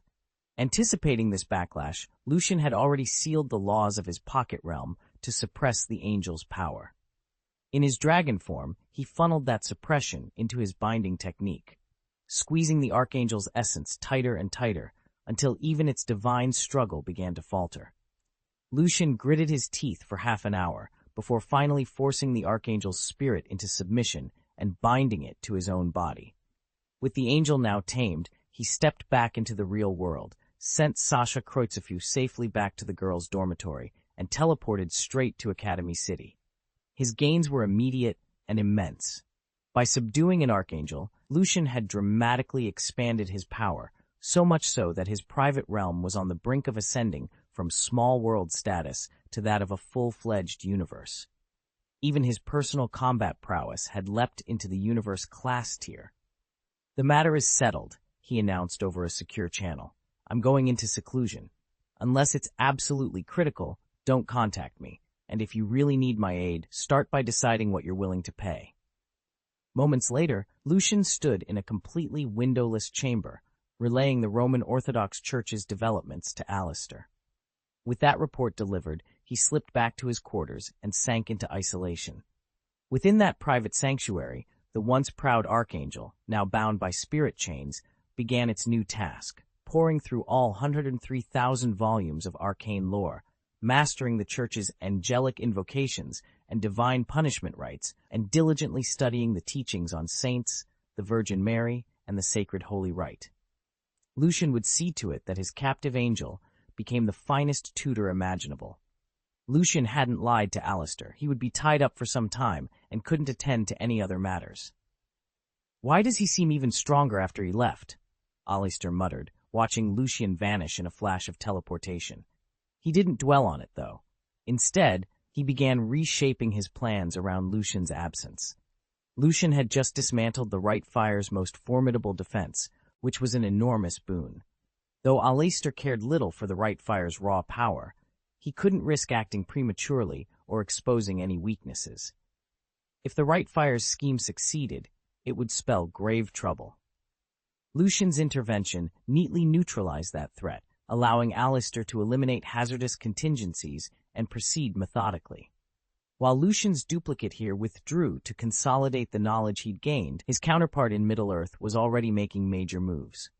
High above the courtyard of the Elven City's Magic Academy, Lucian surveyed the scene. Humans below practicing light magic in disciplined ranks, elves scattered across the far side. He turned to the human patriarch Bregolas, who stood at his side, and announced, "Effective immediately, the magic qualification tests are cancelled." "Dean, did you really say that any human interested in magic can enroll at the academy?" The dean raised an eyebrow. "I did. Enrollment is open to all. No special lineage or aptitude tests required." Bergolas blinked in disbelief. Every aspiring mage's dream was to master magic, especially light magic, the one force powerful enough to turn Morgoth's Shadowspawn to ash with a single blast. Elven magic was legendary, their natural talent making them almost peerless among spellcasters. Humans, by contrast, rarely showed enough innate ability to wield magic effectively. Only a handful ever passed the Academy's entry trials. The rest learned what they could: close-quarters combat drills from the elves and the art of smithing from the dwarves, while watching from the sidelines as a few exceptional mortals claimed their places in the hallowed halls of spellcraft. Chapter 549, The Middle-earth Magic Academy Expands Enrollment, Second Update. "It used to be impossible," Lucian said, a confident smile on his lips, "but after months of painstaking research, I've discovered a way for every human to practice magic." He paced slowly before the assembled students. If our little world is to grow into a fully realized realm, we must learn to create more than mere living things. We need mountains, rivers, lakes, even entire seas. The Valar of Valinor are unsurpassed at this art. Eru Ilúvatar laid the foundation for the universe, but it was the Valar who refined every detail of Middle-earth. If we can gain entry to Valinor and study under the Valar themselves, the final stages of perfecting our world will be that much simpler. Lucian's eyes darkened with resolve. However, to enter Valinor openly, without secrecy or subterfuge, I must first overcome Morgoth and use him as my stepping stone. Morgoth is the most powerful of the Valar. Though much of his power has been devoted to corrupting and eroding Middle-earth, he remains a cunning and relentless adversary. He hides constantly, shifting from one shadow to the next. That makes capturing him extraordinarily difficult. Yet with my current strength, he said, straightening his shoulders, I believe I stand a very real chance of defeating him, if only I can lure him into the open. Lucian sat alone in the half-light of his sanctum, reviewing what he'd learned from the ancient chronicles. It explained why even the Valar, those mighty god beings, never stepped in until forced. In the Elder Days, it had been mortal men who first dared to breach Valinor's gates and reveal Morgoth's wickedness to the world. Moved by human courage, the Valar united, marched upon Middle-earth, and shattered Beleriand itself to drive Morgoth into the endless void. Not even the gods could slay him outright. Lucian understood the lesson well. If he rushed in at full strength, Morgoth's servants would scatter, and the dark enemy himself might vanish into hiding. Such an outcome would buy Morgoth time to recover and regroup. Instead, Lucian had devised a two-phase strategy. Phase 1, grow strong enough that no one, no matter how cunning, could evade him. Phase 2, strike when Morgoth was cornered and exposed. To that end, Lucian had already completed the first, most crucial step. He'd used an ancient soul-binding ritual to capture and consume the spirit of Sauron, once thought forever sealed. At the time, it had seemed a gamble, a strange trophy for a would-be hero. But Lucian knew now how powerful that essence would prove. With patient willpower, he had assimilated Sauron's malice, reshaping it to bolster his own power. Then, pushing his technique even further, he had subdued and absorbed the soul of an archangel fallen from grace. With every passing night, Lucian felt his strength swell until he could almost match the whispered legends of the Dark Lord himself. He closed his eyes and felt the two ancient essences coiled within him, one doubtlessly eager to rebel, the other content to serve. Both would lend him the might to force Morgoth's hand. Tomorrow, he would enter the Valley of Stars, Morgoth's hidden forge, and complete the last rites of his transformation. Only then, when his power surpassed that of any god or demon, could he hope to bring the dark enemy into the open. And only then would the Valar, watching from their lofty halls, be forced to lend their divine strength to a final, devastating confrontation. Lucian opened his eyes. The flicker of the hearth cast long shadows on the walls, but he felt nothing but certainty. The gods would not, or could not, stop him. And when Morgoth fell, the world would know that it was no longer the Valar or mortal men who decided the fate of Middle-earth, but Lucian, the mortal who dared to command the powers of heaven and hell alike. Lucian knew his parallel world counterparts weren't standing idle. If he could break through to the Singularity realm, victory would be all but guaranteed. Even Morgoth at his peak would struggle, to stand against him. But reaching that level of power was no simple feat. It demanded months, if not years, of careful cultivation. So Lucian drew up a backup strategy. His plan hinged on turning Morgoth's own subjects against him. By strengthening the elves and humans, he would drive them to constantly harry Morgoth's forces, chipping away at his strength. After all, the vast dark host was merely an extension of Morgoth's will. Destroy it, and his personal power would diminish in turn. Once the Dark Army lay broken, Lucian intended to strike like a thunderbolt, coordinating with elves, humans, and dwarves to seal Morgoth swiftly and then whisk him off to Valinor for trial. Weeks of observation had taught Lucian much about the Free Peoples. Elves, he realized, possessed unmatched magical aptitude, but their aloof nature made disciplined study difficult. They could achieve wonders in the long term, yet they were unreliable for the rapid breakthroughs he needed. Humans and dwarves, by contrast, were more adaptable and easier to rally, so Lucian would focus his immediate efforts on them, building their strength until the day came to finish Morgoth once and for all. Lucian weighed his options carefully. Training elves and dwarves to wield light magic en masse would take centuries. Dwarves, in particular, lacked any true magical aptitude, and even if they possessed a spark, learning spells didn't come easily to them. Their real strength lay in the forge, and trying to force them into spellcasting would be about as appealing as eating an unripe melon. Thanks to his timely intervention, the world was no longer as desperate as it had been in the First Era, but guiding every race to magical mastery had grown even more complex. So Lucian decided to build on each people's natural gifts instead. He would teach the elves and dwarves his continuously refined crafting techniques, enabling them to mass-produce custom magic armaments, swords, hammers, and axes imbued with lethal enchantments, armor resilient against fire, toxic gas, and shadowed curses, bows and arrows that curved in midair to strike elusive targets, and even colossal magical siege engines. Elves and dwarves, both swift to learn and unrivaled in workmanship, would thrive under this plan.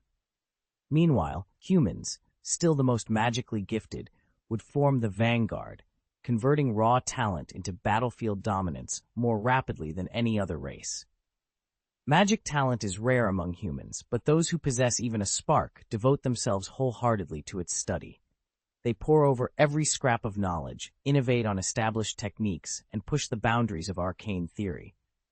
While humans can't match elves in finesse or dwarves in endurance, they surpass both races in ingenuity and adaptability.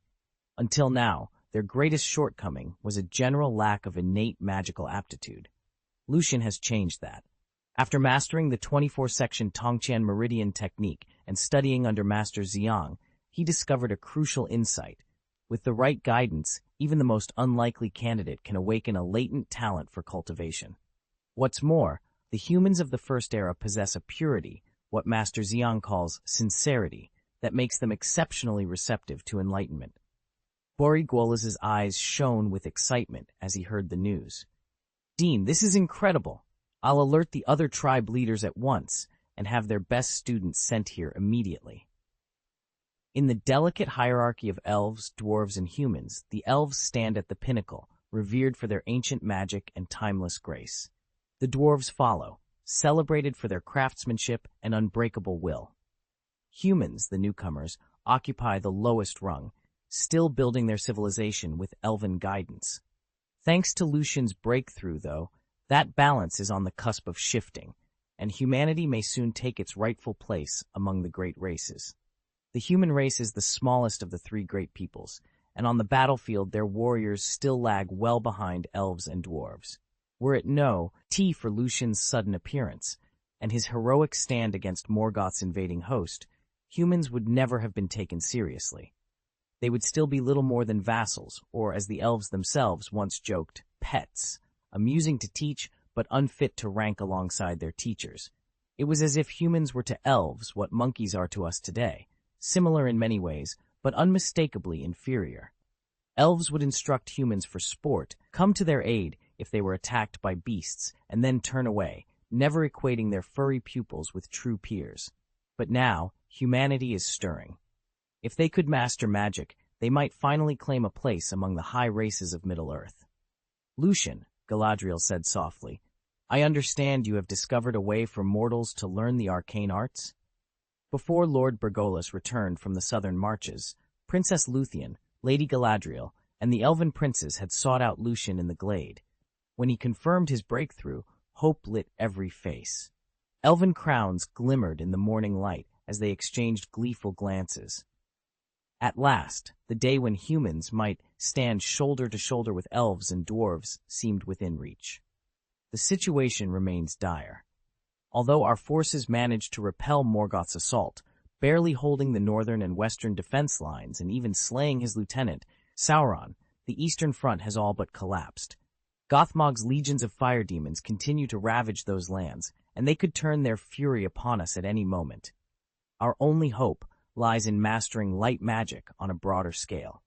If humanity can overcome the obstacles that limit who may study the art, we could raise dozens of new light wielders before the next campaign. With even a handful of mages as gifted as Lucian, we might not only stabilize the front, but carry the fight straight to Angband's gates. Until then, we must buy time, reinforcing our defenses, gathering intelligence on the fire demon's movements, and searching every archive for clues to unlock the secrets of light magic. Only by forging more champions like Lucian can we hope to turn the tide of this war. Chapter 550, Legendary Dean Lucian, Update 1. The next morning, a much larger crowd had gathered at the gates of the Academy of Arcane Arts. These were young hopefuls who had long dreamed of studying magic, but had been turned away for lack of proper qualifications. Almost all were in their teens or early 20s, any older, and their slower pace of learning and restless energy would make mastering theoretical magic nearly impossible. Consider Bregolas, for instance, a mountain of a man with immense raw power, yet doomed to doom in a lecture hall, poring over arcane theory. True magical prowess demands more than just talent. It requires sharp intellect, deep comprehension, and a memorizing mind, qualities that youth naturally possess. In our world, every wizard graduates from this academy. Some become world shakers, like Grindelwald, while others flounder so badly that ordinary foot soldiers could defeat them. Those whose strengths lie elsewhere would be far better off mastering the blade alongside the elves or learning to forge with the dwarves, rather than languishing in a magic curriculum. They're doomed to fail. Lucian stood before the assembled candidates, his expression calm but intense. He had a vision for this academy, one that would harness true potential, reform its entrance standards, and shape the next generation of magic users into legends, and today marked the first step toward that revolutionary future. Erin's eyes shone with excitement as she and Mara hurried down the academy's marble corridor. "I never imagined we'd actually have a shot at becoming magicians," Erin exclaimed. Mara grinned. "When our clan leader announced it yesterday, I could hardly sleep a wink all night." Erin waved a hand. "And the dean, he's brilliant. He's discovered a way for ordinary folk like us to learn real magic." "Exactly," Mara agreed. "He was the first human magician and founded this academy. I heard he once drove back an entire orc horde to save the elven city, then rode hundreds of miles through death-riddled canyons to rescue the elven prince." Erin leaned in, lowering her voice. "They say he can transform into a dragon. Is that for real?" "Every bit true," Mara replied, eyes wide. "My brother qualified for entrance exams last season. His elf classmates told him that one day the dean walked through the royal gardens, flanked by Princess Lucian and Princess Galadriel. Then, in a flash of flame and scales, he became a dragon before their very eyes." Erin let out a low whistle. "He really is incredible. Which princess do you think he prefers, Lucian or Galadriel?" Mara tapped her chin thoughtfully. "Definitely Lucian. She's honored by the elves as the fairest and gentlest of their royalty." Erin shook her head with a playful grin. "I'm betting on Galadriel." They broke into laughter, their voices echoing off the stone walls as they raced toward their dormitory, hearts pounding with anticipation for all the magic and mysteries that lay ahead.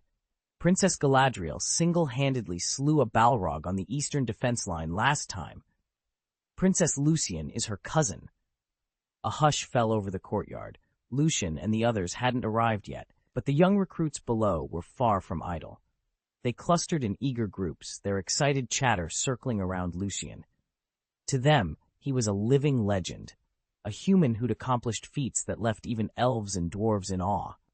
Entire elven patrols had been saved by his sword, and dwarf forges whispered his name in reverent tones, praising the miraculous weapons and armor he'd honed. "Open the gates!" At that command, the massive doors of the Magic Academy swung inward. A slender, fairy-like elf glided out onto the marble threshold, her silver hair catching the morning light. She wore the simple yet elegant robes of the Academy's administration, and her smile was warm enough to calm the most nervous recruit. "I am Princess Lucian," she announced, her voice a clear bell. "Vice President of the Magic Academy. Fall into 2 lines, men on the left, women on the right, and follow me inside." A collective breath caught in every chest. "Oh, this must be Princess Lucian. She's so radiant." The boys and girls fell silent, their eyes fixed on the princess whose beauty seemed to outshine even the Academy's legendary halls. Their hearts thudded so loudly they were sure she'd hear them. It took the students a moment to collect themselves. Then they snapped into formation, 2 by 2, and fell in behind Lucian as he strode into the academy.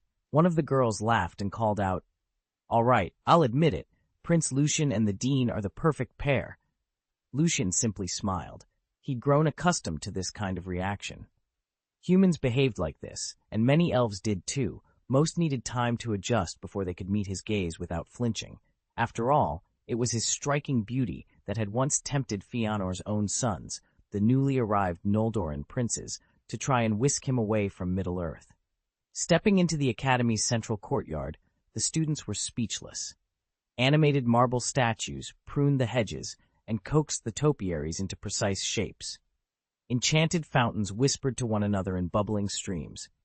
Every walkway was edged with gleaming cobblestones and framed by flower beds in full bloom. They had thought the elven city magnificent, but this place made even that legendary beauty seem humble in comparison. With Lucian at their head, they crossed the polished plaza under soaring, ivy-clad archways, passed through a marbled vestibule hung with shimmering tapestries, and finally entered the great auditorium. Here, beneath its vaulted dome and glittering chandeliers, their collective gasp echoed like a spell across the marble floor. Lucian paused at the threshold, mouth agape. It's enormous. From the outside, the auditorium looked modest, barely 300 or 400 square meters. Inside, however, it felt as if he'd stepped into another realm. He glanced upward. A brilliant sun hovered at the apex of the vaulted ceiling, bathing the chamber in warm, golden light. Of course, the sun was nothing more than an elaborate lighting spell, and the auditorium itself had been secretly enchanted with Lucian's traceless extension charm. Much like Newt's magical suitcase, the interior had been stretched beyond its apparent boundaries. Still, magic that merely widens space is different from the bespoke worlds Lucian crafted himself. Here, the laws of nature remained unchanged. No hidden shortcuts to greater strength, no distortions of gravity or time. In his private domains, he reigned supreme, rewriting the rules to weaken foes and amplify his own power. This borrowed vastness, by contrast, offered only room to move. 3 long tables stretched the length of the hall. At the leftmost table, elves sat with their customary poise, their silver hair catching the magical light. Dwarves occupied the center table, hulking figures in sturdy armor, chisels and hammers laid to rest beside their plates. The rightmost table, the smallest by far, was reserved for humans, a modest handful of students who glanced around nervously, dwarfed by the other 2 races. Lucian took a steadying breath. Tonight's summit would test his skills of diplomacy, and perhaps his talent for subtle magic, more than any duel ever could. At the far end of the long table, a cloud platform hovered just above the floor. Seated at its center was Lucian, the academy's dean. Flanking him were the elven princes and princesses, and behind them stood the faculty in solemn ranks. Lucian stepped forward and pointed to 2 silvery staircases that arched gracefully from the auditorium entrance up to the floating dais. "Please form 2 lines and step onto the ladders," she instructed. As the students took their places, Lucian channeled a soft, humming magic into the stairs, and they lifted smoothly into the air. "Hold steady," she reminded them. Then, with a gentle motion, Lucian unfolded a pair of luminous white wings from her back and rose to guide the newcomers onto the platform. Once they were all aboard, she turned to Lucian and called out with a warm smile. "As one would expect from a human-god hybrid elf, your magical aptitude is extraordinary." Lucian returned her nod, pleased. Over the years, he had mastered countless elven spells under Lucian's patient instruction, and in turn, he had taught her his own specialties: apparition, light magic, and the elemental arts. This arrangement suited them both. Lucian took charge of his classes, freeing Lucian to attend to other matters.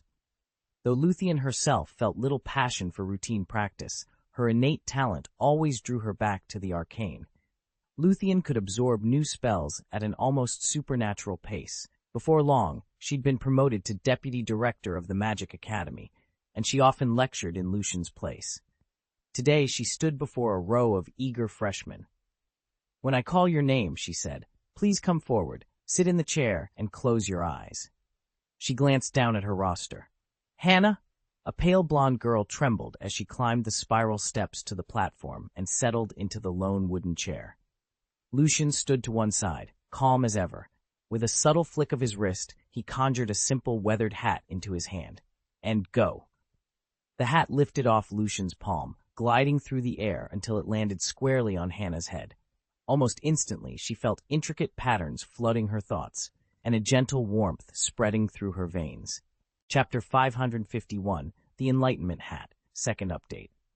Lucian watched with quiet satisfaction as the first girl completed her initiation.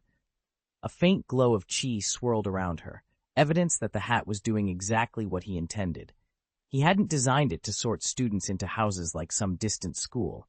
His goal was far simpler and far more revolutionary. The Enlightenment Hat would grant anyone, regardless of innate talent, the qualifications needed to practice magic. Folding back the brim, he traced the intricate network of Taoic glyphs woven into the fabric, 20 sections of Tongqian Valley patterns devised by Ziyang Zhenren.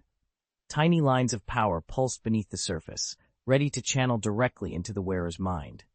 Once the glyphs fully imprinted themselves, the students' chi pathways would open automatically, and they would emerge qualified to step onto the path of cultivation. Creating this instrument had nearly broken his resolve. Compressing the entirety of the 24-section Tongqian system into a single headpiece demanded feats of refinement no one had attempted before. Only by mastering the legendary celestial refining techniques salvaged from the world of heavens had he found a way to fuse the patterns without fracturing the hat's core. Without that breakthrough, the Enlightenment Hat would have been no more than an ambitious dream. He lifted his gaze to the girl standing before him. "You're Hannah, correct?" She straightened, her eyes bright as though a veil had been lifted from her mind. "Yes, Dean Lucian," she replied, voice steady. "My name is Hannah." A lightness suffused her posture, and she bowed respectfully.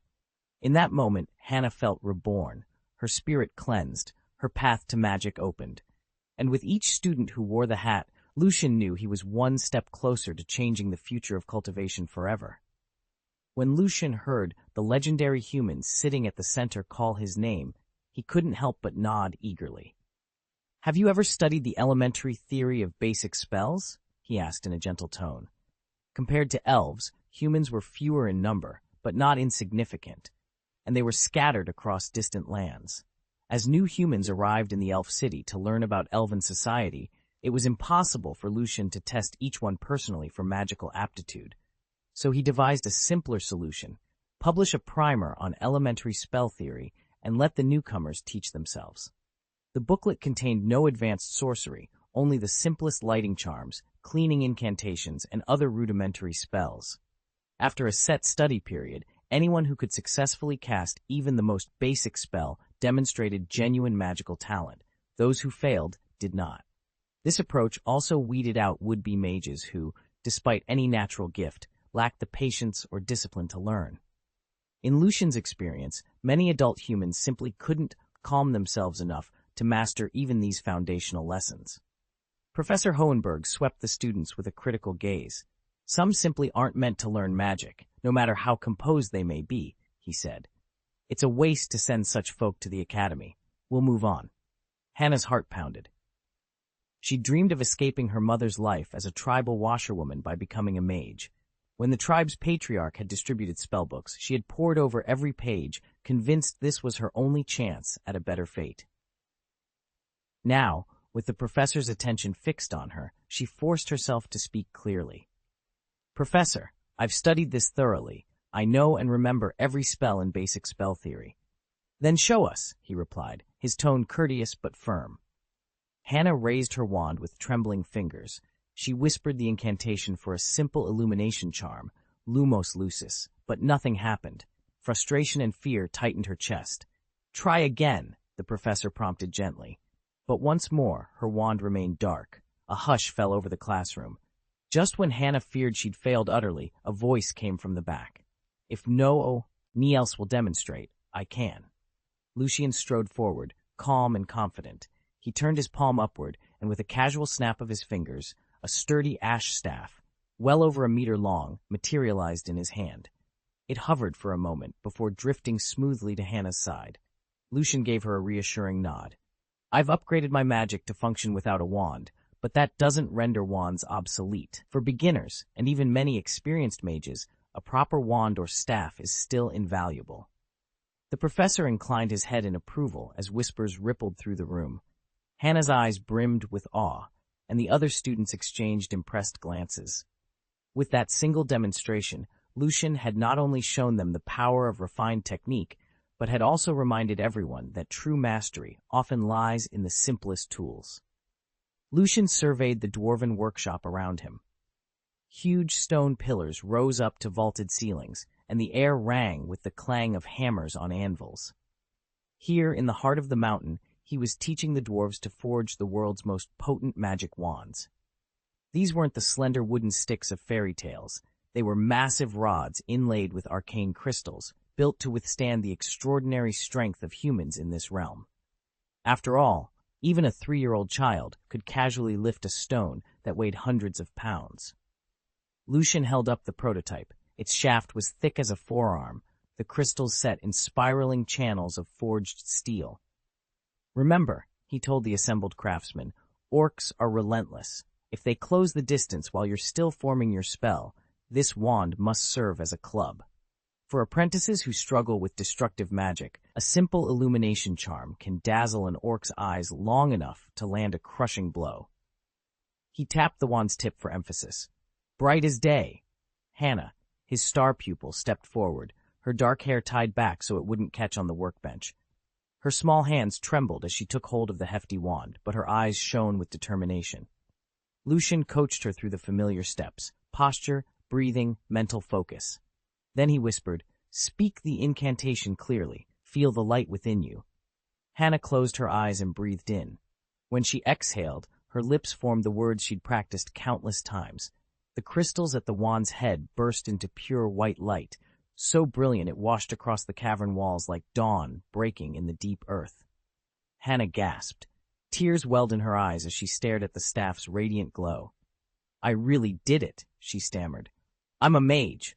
Her voice cracked with emotion. She looked to Lucian for confirmation, tears streaming down her cheeks in a mixture of pride and relief. Lucian smiled warmly. The workshop fell silent, every dwarf pausing in their work to witness that moment of true magic, a reminder that with the right guidance and the perfect wand, even the humblest apprentice could change the fate of the world. "Splendid!" Lucian's voice rang out, just as the last sparks of arcane light faded. Around him, the elven princes exchanged eager glances, their eyes alight with newfound hope. Humans lived barely 100 years, yet their talent for magic, once dismissed as fleeting, had proven astonishingly quick to develop. At this rate, in just a few generations, the combined armies of elves and humans would field scores of fully trained human mages. And fertility tilted the balance even more in mankind's favor. While an elf might bring only one child into the world every few centuries, humans could see 3 or 4 generations in the same span. That meant it was no longer fanciful to dream of driving the orcs back, and perhaps even standing against Morgoth himself. "What a man of wonders," one prince breathed. They all turned toward Lucian, their gratitude and amazement clear. Though Yiru's creation, humanity, lacked the elves' longevity and flawless grace, it was precisely their mortal alacrity and adaptability that made them unique. A ripple of excitement swept through the crowd below. Young hopefuls pressed forward, their faces pale with anticipation, until Hannah, first in line, channeled her magic in a brilliant cascade of azure energy. The moment her spell took hold, cheers erupted like thunder. At last, the first human mage had been born. The clan leader's announcement had stirred both excitement and skepticism. The dean claimed he'd finally devised a way to teach them magic. But after nearly a year of waiting, no one would dare believe it, until they saw it for themselves. After all, hope tempered by disappointment stings the worst. Now, gathered in the grand hall, they watched as the dean, whom many whispered to be as almighty as a god, prepared to prove his promise. A hush fell when he lifted a peculiar pointed hat onto a velvet pedestal. It was said to be his own creation, an enchanted sorting hat that could peer into one's very soul and determine each student's magical destiny. "Let us begin," the dean intoned. Lucian was the first to step forward. Heart hammering, he mounted the dice. The dean placed the brim of the hat over Lucian's eyes. A pregnant silence followed. Then the hat spoke in a clear, resonant voice. "Lucian, humans!" Applause thundered through the hall as Lucian removed the hat and made his way to the long table reserved for human students. Next up was Hannah. The process repeated seamlessly. Hannah, then Jack, then the third and fourth candidates, all received their assignments in turn, and each time the hat's verdict was greeted with fresh cheers. By the time the 120th boy, a tall youth with dark, unruly hair, approached the dais, anticipation crackled in the air. He settled onto the chair, let the hat descend over his face, and waited for his destiny to be proclaimed. "Azkaban! Azkaban!" The boy yanked the hat off in shock. Dead silence fell. The dean's brow furrowed. Around the hall, wide-eyed students exchanged puzzled looks. Talking artifacts were not unheard of at the academy. Self-writing quills, ever-churning cauldrons, but none had ever cried out, "Azkaban." Nobody knew what it meant, or where an Azkaban was supposed to sit.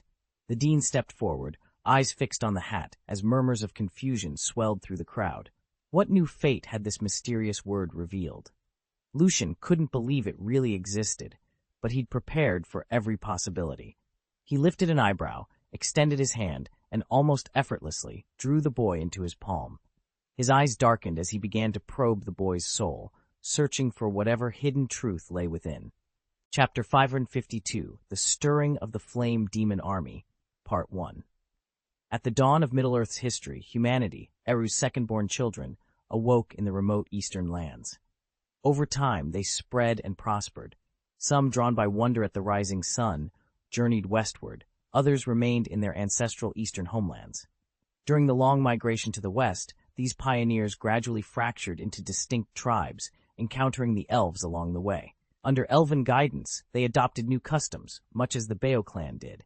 Yet back in the east, a hidden faction of humans fell under Morgoth's subtle corruption, swearing secret allegiance to the Dark Lord. To protect the elf city, and by extension, the Magic Academy, from these Morgoth-touched infiltrators, Lucian had his iconic hat enchanted with a mind-reading ward. Bound by a spirit insight charm, the hat had developed a semi-sentient awareness. The instant it detected the presence of a Morgothian spy, it would cry out, "Azkaban," a borrowed name from distant lore, announcing that the intruder was about to be apprehended and imprisoned. The elf city has thrown open its gates to all humans, and travelers now stream in from every direction. But no one can be certain that spies aren't hidden among the newcomers. In earlier days, only a handful of humans met the council's strict criteria, and the elves personally vetted each applicant. That changed when Lucian's teachings, his enlightenment, began to draw larger crowds. Screening so many hopefuls by hand became impossible, so the council devised an automated vetting enchantment to handle admissions from then on. Their caution proved more than justified. Lucian had already slain Sauron and withstood Morgoth's attempts at seduction, earning the Dark Lord's deep suspicion. In retaliation, Morgoth dispatched human worshippers loyal to him, ordering them to infiltrate the elf city under the guise of prospective students. Their mission: breach the Magic Academy's defenses, learn all they could about Lucian, and report back every detail. Morgoth refused to believe Lucian was merely an extraordinary human. He feared the man might be a Maya in disguise, secretly sent from Valinor. Lucian's voice rang out across the chamber. "This is a human traitor who worships Morgoth, and he intends to infiltrate our academy." He handed the trembling boy to the enchanted steel automaton standing at his side, met the assembly's puzzled stares, and offered a curt explanation. "Don't worry, everything's under control. Let us continue." A hush fell over the crowd at Lucian's calm assurance, yet no one was truly surprised. They all remembered how the eastern defense of the Seven Sons of Fëanor had crumbled so swiftly. A handful of Morgoth-worshipping humans, hiding among the recruits, had struck at the critical moment. Elves captured by Morgoth were twisted into orcs, and susceptible humans became his fanatical followers. Not even Yiru's own 2 children had escaped that corruption. Satisfied, Lucian took his seat. Luthien lifted her silver staff and resumed the initiation rite. One by one, the hopefuls stepped forward to receive the mark of the academy. Not a single misstep occurred. After all, any true believer in Morgoth who managed to traverse the eastern wastes and arrive at the elf city let alone meet the age and aptitude requirements for admission, would have required more than a last-minute scheme. This had been nothing more than the desperate lunge of a hidden zealot, discovered and foiled before he could do real harm. Lucian was the only one fit for the task. "Today, we welcome 600 new students to the College of Magic," he announced from the dais once the attunement ceremony drew to a close. "To celebrate our growth, all classes are suspended for the rest of the day. Please enjoy this time to rest and to feast." With a single, graceful wave of his wand, 3 long tables appeared at the center of the great hall, groaning under platters and bowls of the most exquisite fare. Since the School of Magic had neither house elves nor time tea or call-in outside chefs, Lucian had simply transfigured the banquet into being, and his conjured delicacies spanned worlds: creamy puddings and delicate layered cakes, smoky barbecues, and glorious specialties from the 8 great cuisines: Greek, French, Italian, and beyond. A collective gasp rose from the assembled students, humans, elves, and dwarves alike, at the dazzling spread. Then, with scarcely a moment's hesitation, they plunged in. Even the elves, famed for their serenity, abandoned their courtesy as they sampled one exotic dish after another. Laughter, delighted exclamations, and the clatter of cutlery soon filled the hall, marking the start of a celebration this college would remember for years to come. By the end of the banquet, Lucian and several elven princes were gathered in a quiet corner, poring over the mental impressions he'd extracted from the captured human spy. Before long, the elf prince had dispatched his guards to round up every last infiltrator. Meanwhile, Lucian had sifted through each spy's soul, unearthing critical intelligence on Morgoth's army. When Lucian finally stepped back from his trance, Prince Angrod was the first to approach. Lucian held up 2 fingers. "I have 2 updates. One good, one bad. Which would you like to hear first?" Angrod didn't hesitate. "The good news." Lucian allowed himself a small smile. "It seems Morgoth's forces have no immediate plans to attack this region." A ripple of relief swept through the princes. With King Thingol's realm of Eglador now allied against Morgoth, and with Lucian's cleansing of the Haunted Vale, the defenses of elves and dwarves had been linked into an unbroken shield. To the northwest lay the Silver Mountains, arid Wethrin, and beyond them the valley where Prince Amroth had once been rescued. To the south stood Gondolin, whose ramparts connected seamlessly to Dorthonion, and from there the line stretched further into the Haunted Vale and the woods of Doriath. Lucian let the princes absorb the news before adding quietly, "That's the good. Now for the bad." The southernmost bastion of the Doriath defense line links directly to the Great Wall of Andrum, a massive, naturally fortified ridge that sweeps eastward to the land of 7 rivers. From there, the line curves north, abutting the Blue Mountains and the dwarf-held ramparts that crown their peaks. Viewed from above, the entire defense forms an inverted chacht, its inner hollow occupied by the forces of Morgoth. To ensure swift reinforcements, Lucian personally oversaw the installation of arcane teleportation beacons at every strategic junction along the line. The moment a stronghold comes under siege, allied contingents, elves, dwarves, and human knights alike, can appear in an instant. This network proved its worth during the infamous defense of Doriath. Under orders from the Fire Lord, a combined host of fire demons and Orcish legions surged against the Grey Elven positions, hoping to break the line in one crushing blow. Instead, timely arrivals from all corners of the Alliance turned the tide. Amid the chaos, Galadriel alone felled a raging fire demon, winning renown that still echoes in every tavern from Andrum to the Silver Isles. That clash, later dubbed the Doriath counteroffensive, taught Morgoth a costly lesson. A headlong assault on these united defenses is folly. For now, his legions hold back, content to entrench and probe rather than risk another disastrous engagement. Yet every seasoned commander knows the enemy's patience has limits, and when that patience snaps, Lucian's beacons will be tested once more. Lucian watched Galadriel stride into the chamber, her silver hair catching the torchlight like liquid moonlight. She planted her hands on the polished stone table and demanded, "What's the bad news?" Galadriel's eyes flashed with impatience. "Has Gothmog dared to attack us again? If he so much as sets foot near our walls this time, I'll sever his head and hang it from the gates of the Elven City myself." She glanced at Lucian, head tilted, confidence radiating from her very poor. Over the past weeks, she'd absorbed spell after spell from him, honing her gift until it rivaled that of Lucian, second only to her among all elves. Last time she'd missed her chance to face the Fire Lord. This time she wouldn't be denied. Lucian allowed himself a small, amused smile. Gothmog is on the move again, but his target isn't us, he said. He's marching on the 7 sons of Fëanor. Galadriel's fierce grin faltered. The sons of Fëanor. But after Maedros's defenses collapsed, he and his brothers, 6 in all, retreated to the fortress of Himring, Lucian continued. Initially, only Maedros and his brother Maglor held the line. The others joined them only after being driven back by the Fire Lord's legions. Galadriel exhaled, steadying herself. So Gothmog seeks vengeance against them, she muttered. They've been defiant ever since the Oath of Fëanor. Lucian nodded. Precisely. He'll assault them with all the fury of Morgoth's host. If we don't warn them, the 7 sons could be overwhelmed before reinforcements arrive. Galadriel's expression hardened. Then we ride at dawn. She turned to the council map, tracing a course with a slender finger. We'll reach Himring by nightfall. Those brothers won't face Gothmog alone. Lucian dipped his head in assent. Underneath the vaulted chamber ceiling, embers of hope sparked. Together, elf and mage would stand against the darkness.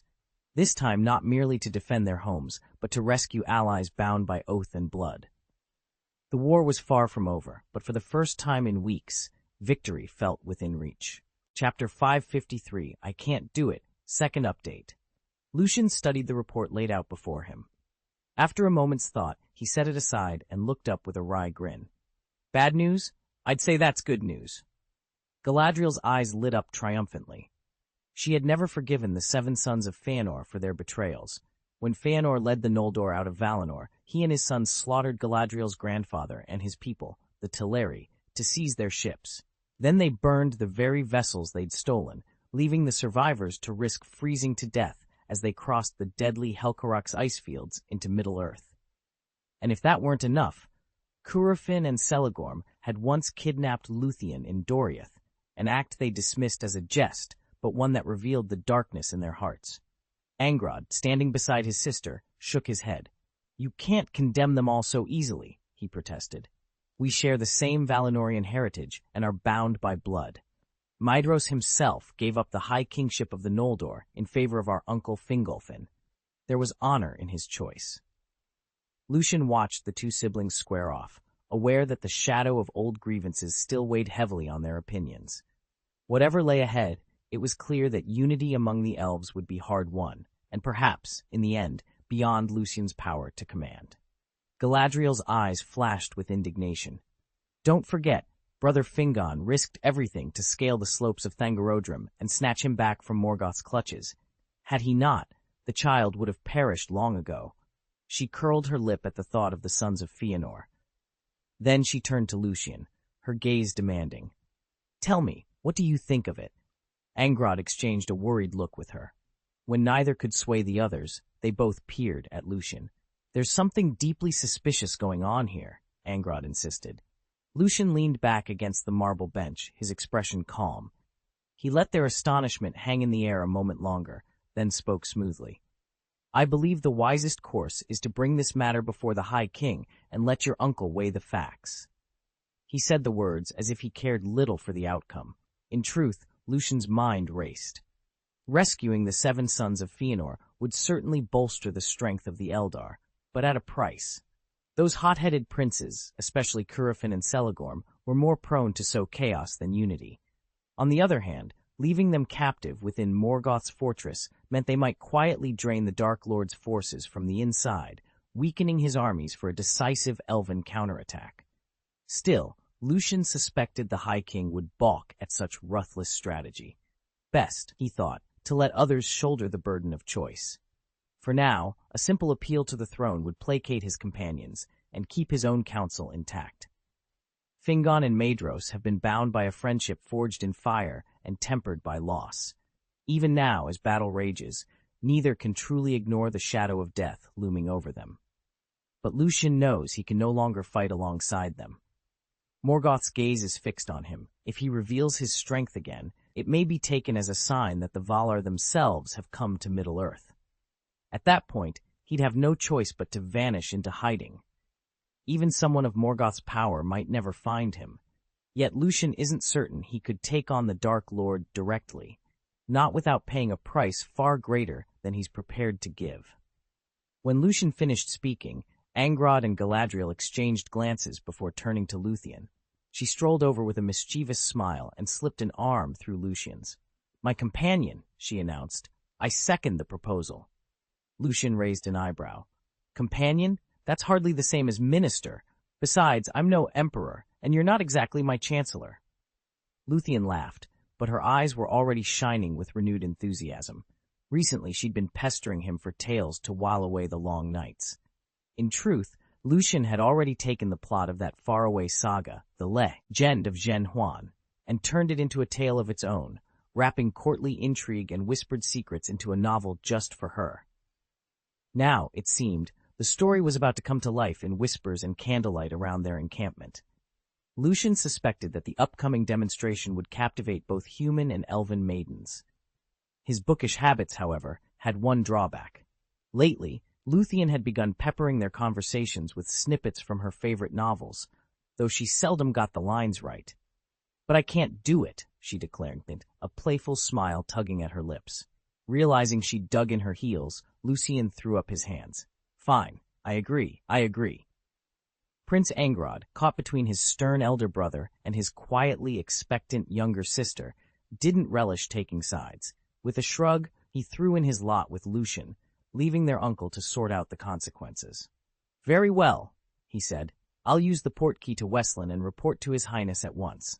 Angrod rose, drew his cloak about his shoulders, and headed for the Hall of Portkeys in the Magic Academy. Galadriel scowled at her younger brother. "Humph. I just know Uncle will insist on going to their aid."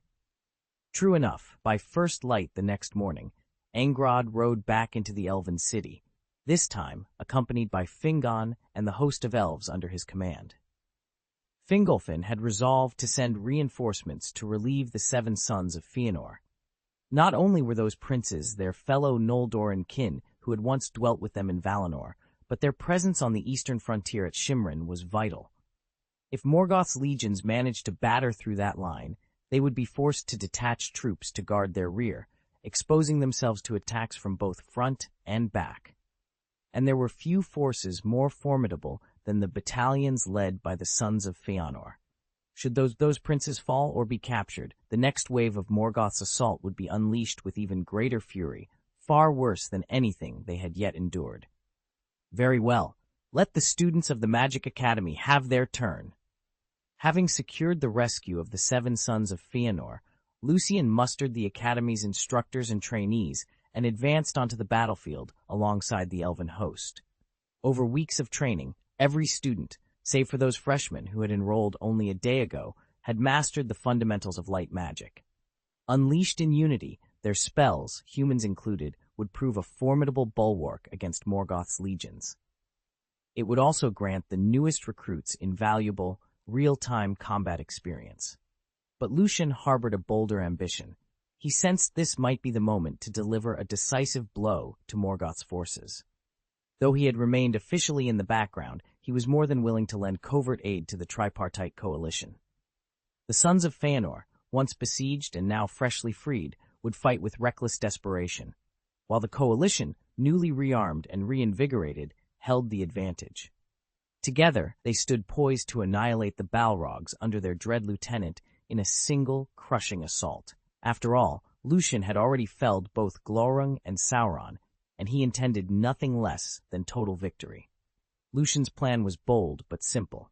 If he could destroy the Balrogs and scatter their war host, Morgoth would be forced back into the iron gates of Angband, his power sapped as he recovered.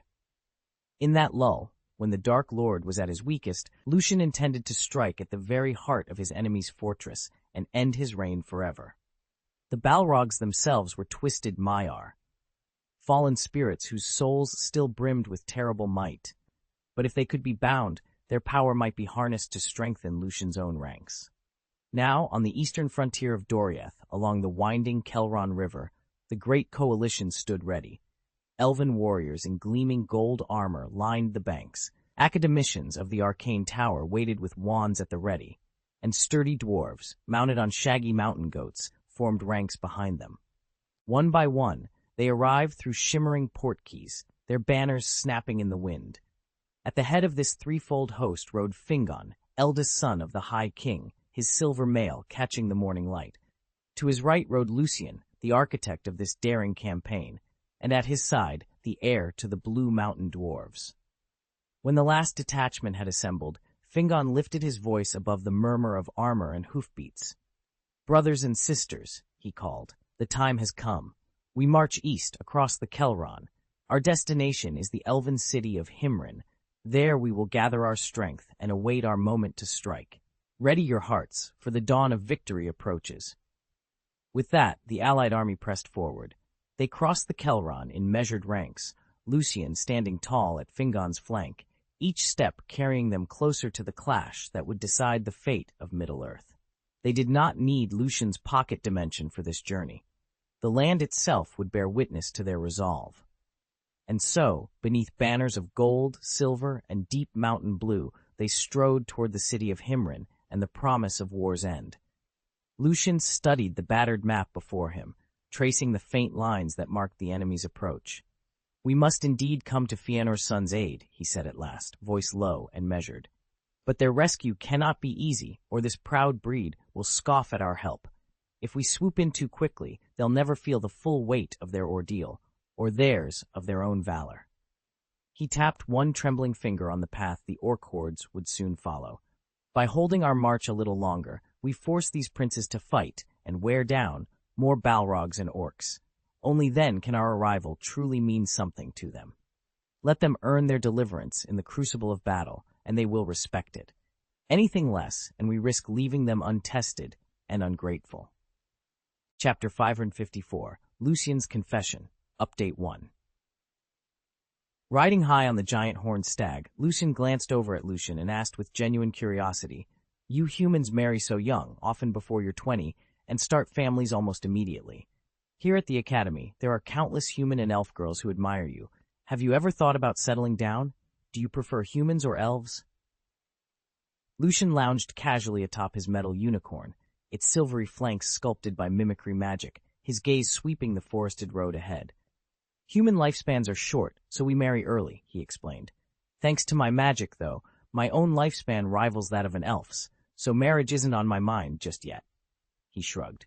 "As for preference, humans or elves, they're all the same to me." Lucian studied his friend. Lucian's tone was easy, almost dismissive, but the young man's ambitions ran far deeper. After they toppled Morgoth, Lucian intended to journey to Valinor itself, to learn from the gods the secrets of world-building. Time for romance and children would only slow him down. Besides, this Lucian was merely one of many clones, a temporary vessel until he could gather every fragment of himself into a single multiversal whole. Each of Lucian's clones is, in effect, a self-contained universe. Every clone houses a complete, miniature reality.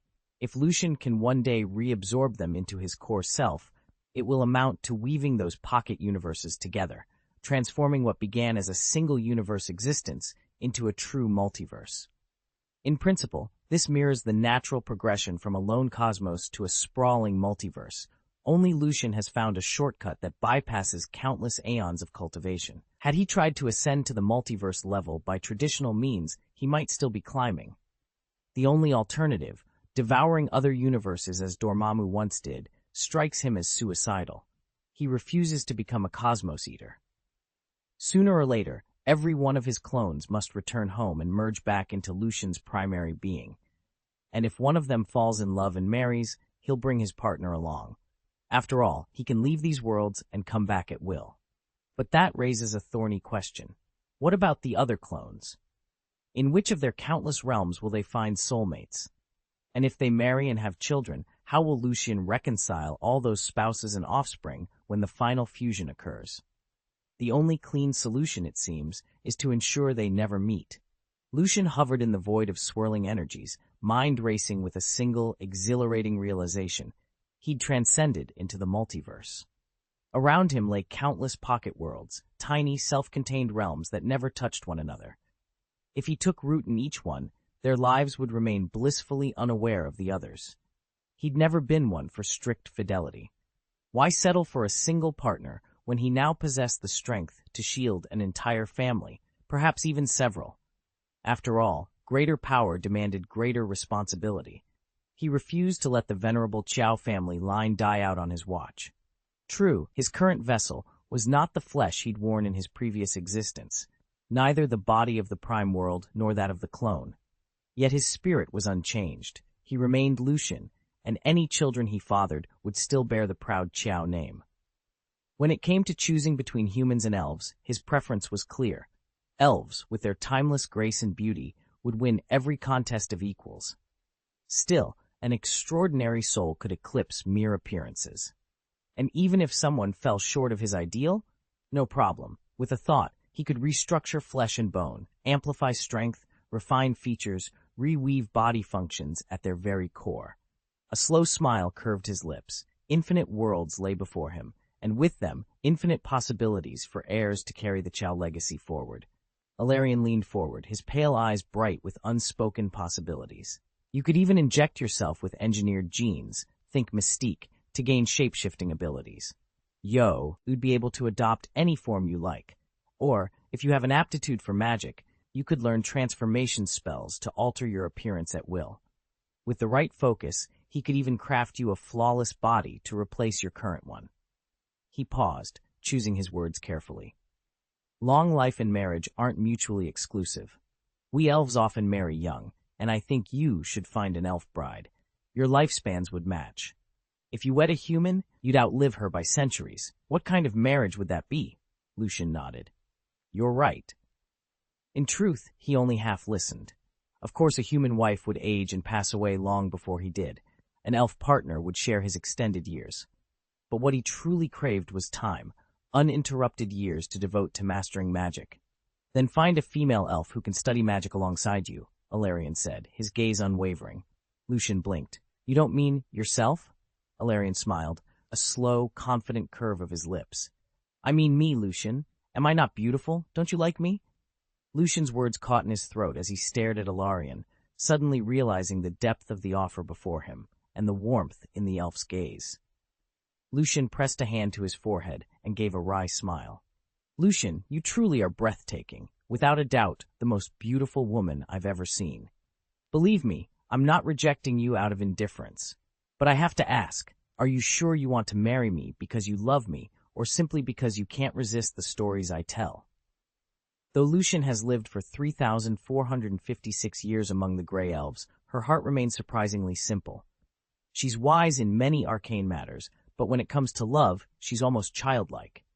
Lucian's psychic gift confirms what he already suspects. She admires him, yes, but more as a fascinating storyteller than as a husband.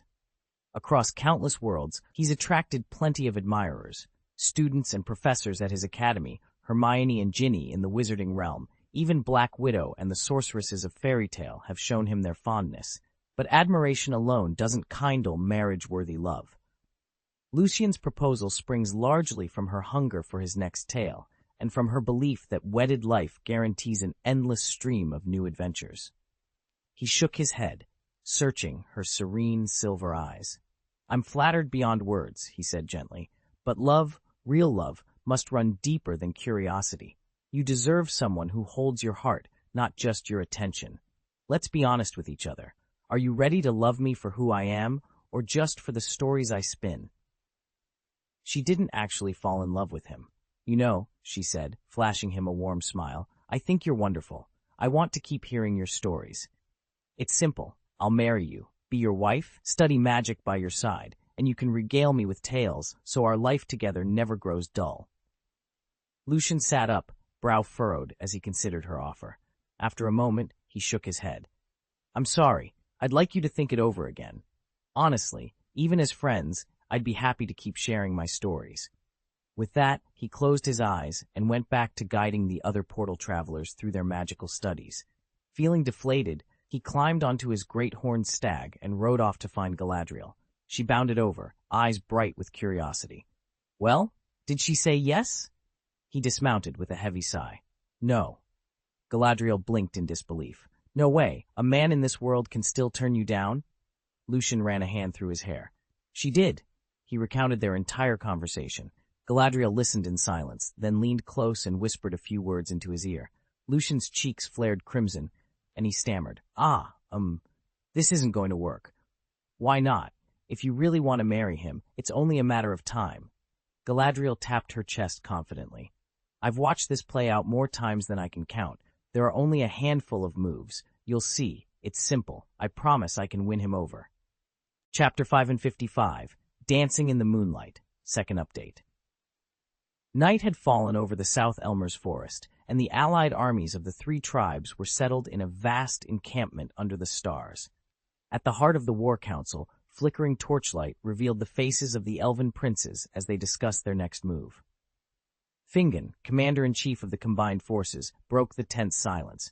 What's the situation at Himrin? He asked, voice low but urgent. His second Prince Angrod stood and reported gravely. Our scouts have confirmed that Gothmog's host, his legions of Balrogs and Orcs, has laid siege to the city. Fingon's brow furrowed. And at our current pace, how quickly could we reinforce them? Angrod paused only a moment before answering. 3 days at best. Across the circle, Galadriel leaned casually against a tent pole, her expression calm. Rushing there won't help, she observed. Pushing our troops too hard now will sap their strength. Maedhros and his companions are the finest warriors in all the Noldor. If they can't hold out, then no one can. Gothmog lacks the means to break them in just a few months. Fingon considered her words, the tension in his shoulders easing. She's right. If Maedhros were on the brink of defeat, we would have heard of it long ago. Let us advance in measured force and be ready for whatever awaits us at Himrin. With that decision made, the council dispersed. Yet in the quiet that followed, each prince pondered the perilous road ahead, aware that the fate of their people would soon be decided under the cold eye of the moon. We needn't hurry, Galadriel said, her voice calm but eyes keen. Yet something about this siege of Maedhros troubles me more than usual. Fingon nodded without speaking, though a crease of worry marred his brow. It was puzzling. Why hadn't Gothmog struck at Himrin earlier? Maedhros and his comrades were a formidable force. No swift assault could break them, and a protracted siege would bleed Gothmog's ranks dry. Worse still, they knew that any encirclement of Himrin invited swift rescue. 12 days was all it took the distant elf city to send reinforcements before, even when no formal alliance bound the elves. Now, with three peoples united in a single coalition, an alliance strong enough to repel Gothmog once already, why risk besieging Maedhros at all? Galadriel's gaze shifted to Lucian, seated quietly among the princes. Even if he had failed to unmask their traitor in time, within days of Shimlin's isolation, the allied forces would surely be on the march. Whoever had betrayed them must have fed Gothmog precise details, daring him to challenge the three-tribe alliance on terrain they still controlled. Lucian remained silent, absorbing every word. As the princes debated supply lines, relief routes, and possible ambushes, one question throbbed at the back of his mind. Who among them had opened the gates to betrayal, and what price would they pay when the truth came to light? Lucian had slipped into invisibility late the previous night, cloaking his aura as he slipped past Morgoth's sentinels to scout the Balrog host. In the dim glow of their campfires, he at last understood why Morgoth and Gothmog had chosen this moment to besiege Himrin. Yet Lucian kept the truth to himself. If he revealed what he'd learned, Fingon would order the army to march without pause, an all-out, day-and-night push to relieve the city. And Lucian could not allow that. He weighed the consequences coldly. Fingon's desperate charge into Gothmog's lines would slam headlong into the seven sons of Fëanor holding the city gate. Even a hard-won victory would bleed the three people's alliance dry. Far better, Lucian decided, to stick to the original plan. Force Himrin to buy time while they prepared at leisure. If the city fell, if Fëanor's heirs perished along with it, so much the better. Lucian had no ties to them, and once he slew Morgoth and seized the Silmarils, those brothers would become his sworn enemies, in any case. When the council finally broke, the princes and captains slipped away to their tents, unaware that Lucian carried a secret that would shape their fate. Lucian slipped back into his tent just as dusk settled over the encampment. From the outside, it looked no larger than a modest canvas shelter, but stepping inside felt like entering a grand villa. The walls and supports were the product of an unprecedented collaboration. Elves, dwarves, and human students from the Magic Academy had pooled their talents to weave rare alloys and arcane runes into the fabric. Lucian himself had taught them the crucial enchantments, especially the traceless expansion spell that made the interior swell without betraying its modest exterior. It wasn't just a comfort, it was a force multiplier. A well-fed, well-rested soldier fought far more effectively than one crammed into a crude tent. And because dozens of these tents could be pitched without drawing undue attention, entire battalions could sleep, dine, and plan in safety, hidden in plain sight from enemy scouts. Lucian sank onto the plush, magically cushioned mattress, eager to pore over his notes. He'd barely closed his spellbook when the tent's flap was thrown wide. "Lucian! Lucian!" cried a familiar voice. He groaned. "Princess Galadriel, a little warning next time, please. You might catch me off guard." "Off guard?" Galadriel stepped inside, her laughter like wind chimes. Tall and ethereal in her emerald war surcoat, she showed no hint of embarrassment. Human men and elf men aren't the same. Trust me, I've seen far worse than a fleeting moment of modesty. Lucian rolled his eyes, smothering a smile. With Galadriel around, propriety was always optional, and adventure was never far behind. "Just a little more," Galadriel said with a carefree wave of her hand. Lucian rubbed his forehead. Since she'd left the Grey Elf Kingdom to join the front lines, Galadriel had loosened up completely. She was still stunning, but the poised princess he once knew had given way to a more casual, almost impish demeanor. "All right," he sighed, "but why the hurry?" She rolled her eyes. "I'm not looking for you. It's Fingon. He's waiting in that grove over there and wants to speak with you alone. Marshal Fingon wants to see me?" Lucian arched an eyebrow, doubting her. Galadriel shrugged, an amused smile playing at her lips. "Yes, he said it was urgent." Before Lucian could press for details, she grasped his arm and steered him toward the deserted copse. Lucian let himself be led along. He guessed this was one of Galadriel's little pranks. Galadriel often set up little scenes like this. Ever since she'd conceded that she'd never defeat him in this lifetime, she'd taken to entertaining herself with harmless pranks at his expense. Lucian usually didn't mind. It was all in good fun, after all. Pushing aside the low-hanging branches, Lucian stepped into a moonlit clearing at the heart of the grove. There, bathed in soft silver light, stood Lucian with her back to him. She wore a gossamer elven robe that clung to her form, the sheer fabric revealing the porcelain smoothness of her skin. The effect was mesmerizing. A voice as light as wind drifted through the trees. "Lucian, you've never seen me dance, have you?" With one graceful turn, Lucian sprang to life. She moved across the grass like a butterfly among flowers, each step feather-light, each gesture perfectly measured. Among the elves, she was renowned not only for her beauty, but for her unrivaled skill as a dancer. Tonight, under that translucent veil, her performance felt at once sacred and subtly seductive, as if she were weaving moonlight itself into her choreography. Lucian braced himself, determined not to be distracted. But his resolve crumbled the moment her arms arched overhead and her robe floated around her in rippling waves.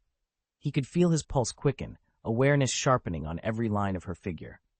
Unseen at the fringe of the woods, Galadriel bit back a laugh and slipped away, delighted by how easily her prank had worked. Having spent so much time among the soldiers of the three tribes, he fully understood the mesmerizing power of Lucian moving in that diaphanous gauze. "Cousin, I've done all I can. Whether you succeed in bringing down Lucian now rests on your shoulders. Don't disappoint me again, and if you actually pull it off, I'll have to start calling him Uncle Lucian. Strange, I can't help feeling a little sorrowful at the very thought of it." Chapter 556, Love Grows Over Time. Galadriel actually taught Lucian these moves. Across the room, Lucian swayed closer to him in a slow, teasing dance. Lucian's Adam's apple bobbed with tension. There was no mistaking it. It must be Galadriel's idea. On her own, shy little Lucian would never dare move like this. Yet here she was, cheeks flushed and breaths coming fast, every uncertain step somehow more magnetic for its vulnerability. "I'm no Li Shaohui," Lucian whispered, her voice trembling.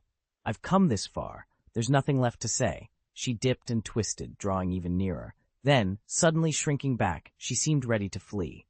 Lucian seized her wrist and gently but firmly pulled her into his arms. "I warned you earlier," he murmured. "If you've already made up your mind, I won't hold back." "Lucian, maybe I haven't," she stammered, panic flaring in her eyes. Yet nestled against him, her heart pounded so wildly she thought it might burst. Earlier, when Galadriel floated the idea, Lucian had agreed on impulse. But now, with his arms around her and the heat of his body against hers, she could only wish she'd stayed seated. Still, her trembling body pressed closer, and the unfinished dance began anew, each step drawing them deeper into a moment neither of them would soon forget. It wasn't until that moment that Lucian realized things weren't nearly as simple as Galadriel had made them sound. A single embrace, she'd been told, nothing more, yet even that felt overwhelming. Warmth flooded her blood, her limbs trembled as though she might burst. Lucian's heart hammered, too late to back out now.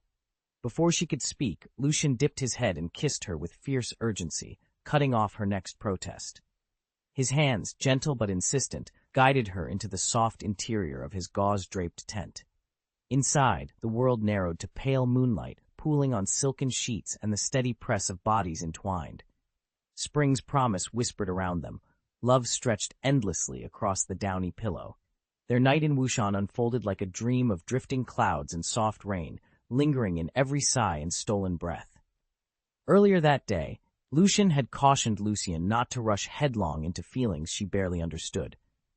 He'd wanted her to know what love might truly mean before they crossed any line. But caution had given way to desire the moment he looked into her eyes.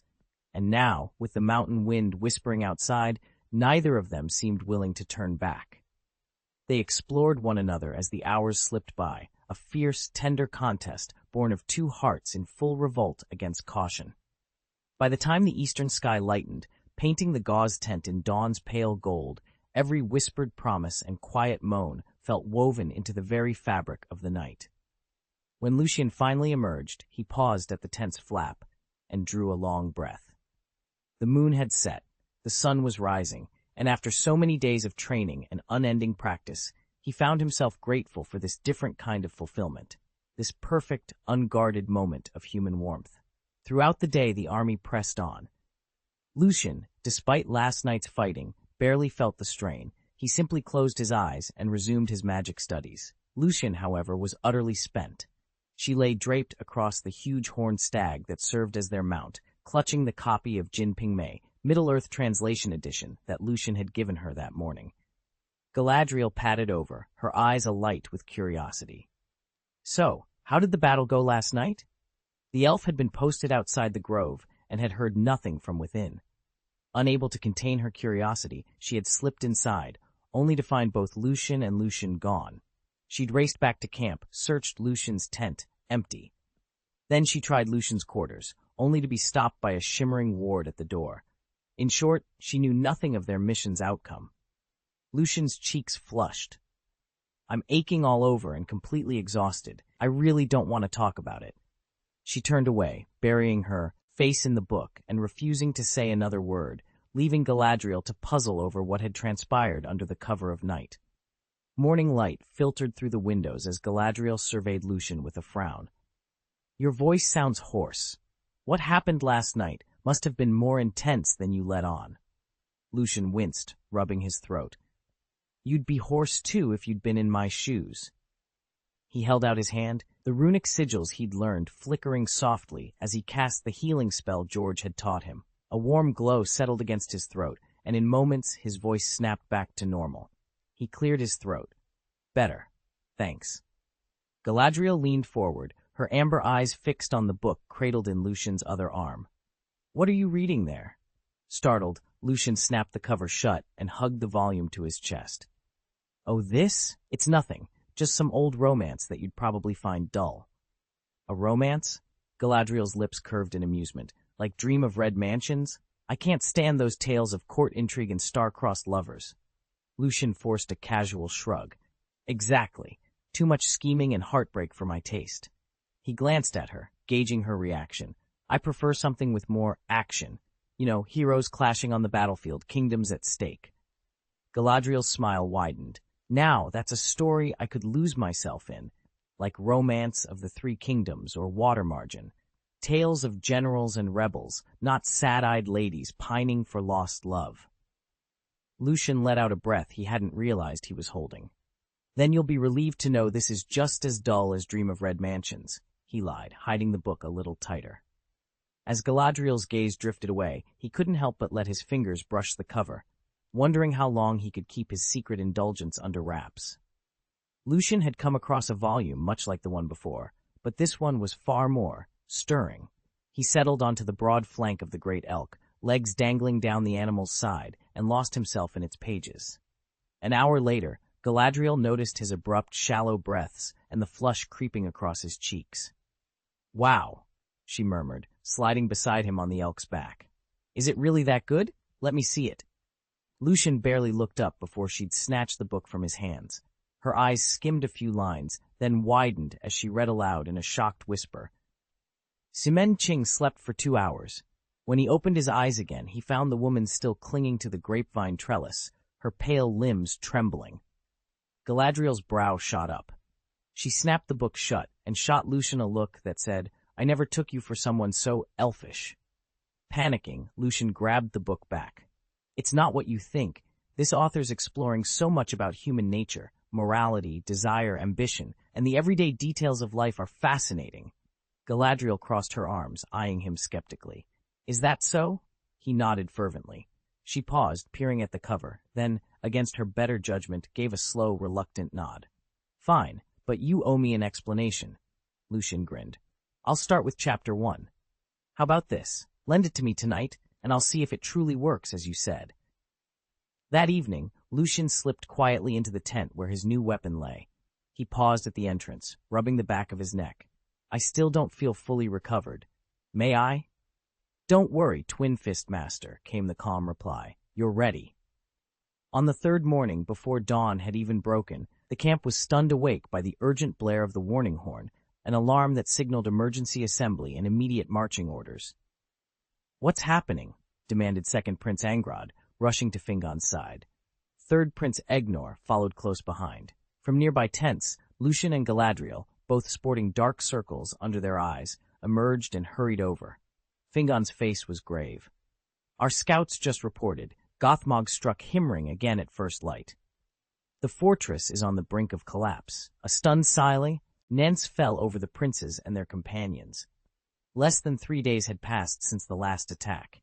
Even if Gothmog drove his troops without rest, how could Himring's walls give way so swiftly?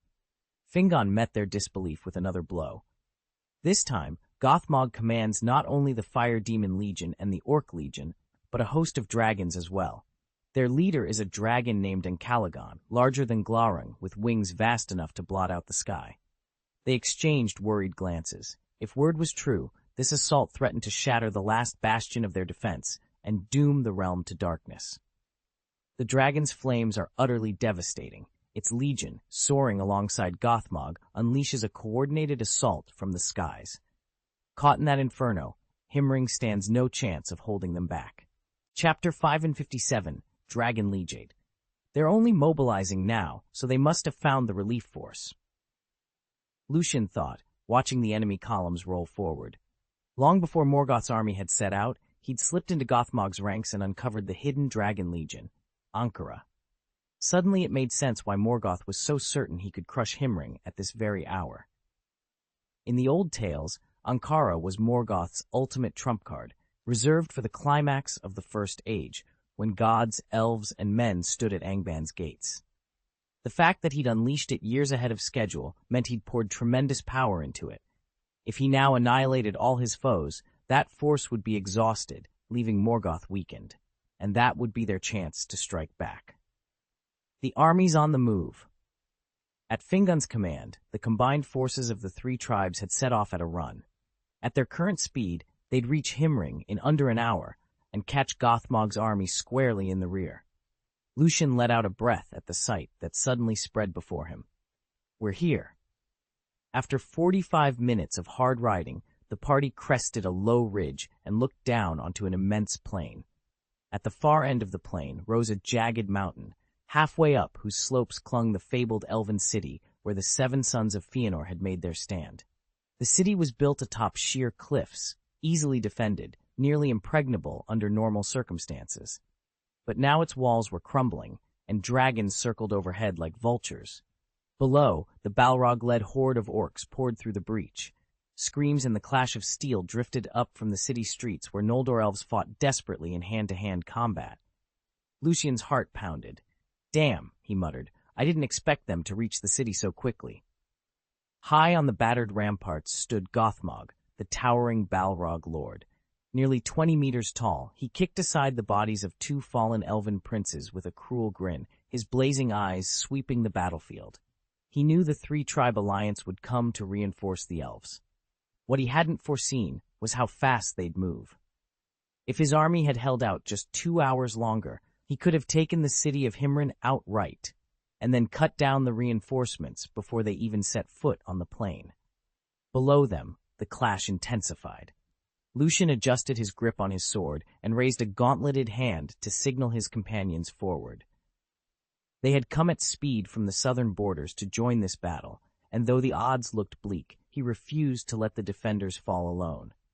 With a roar, Lucian charged into the fray, his new name echoing in his mind. Here, in the smoke and ruin, he would forge his destiny.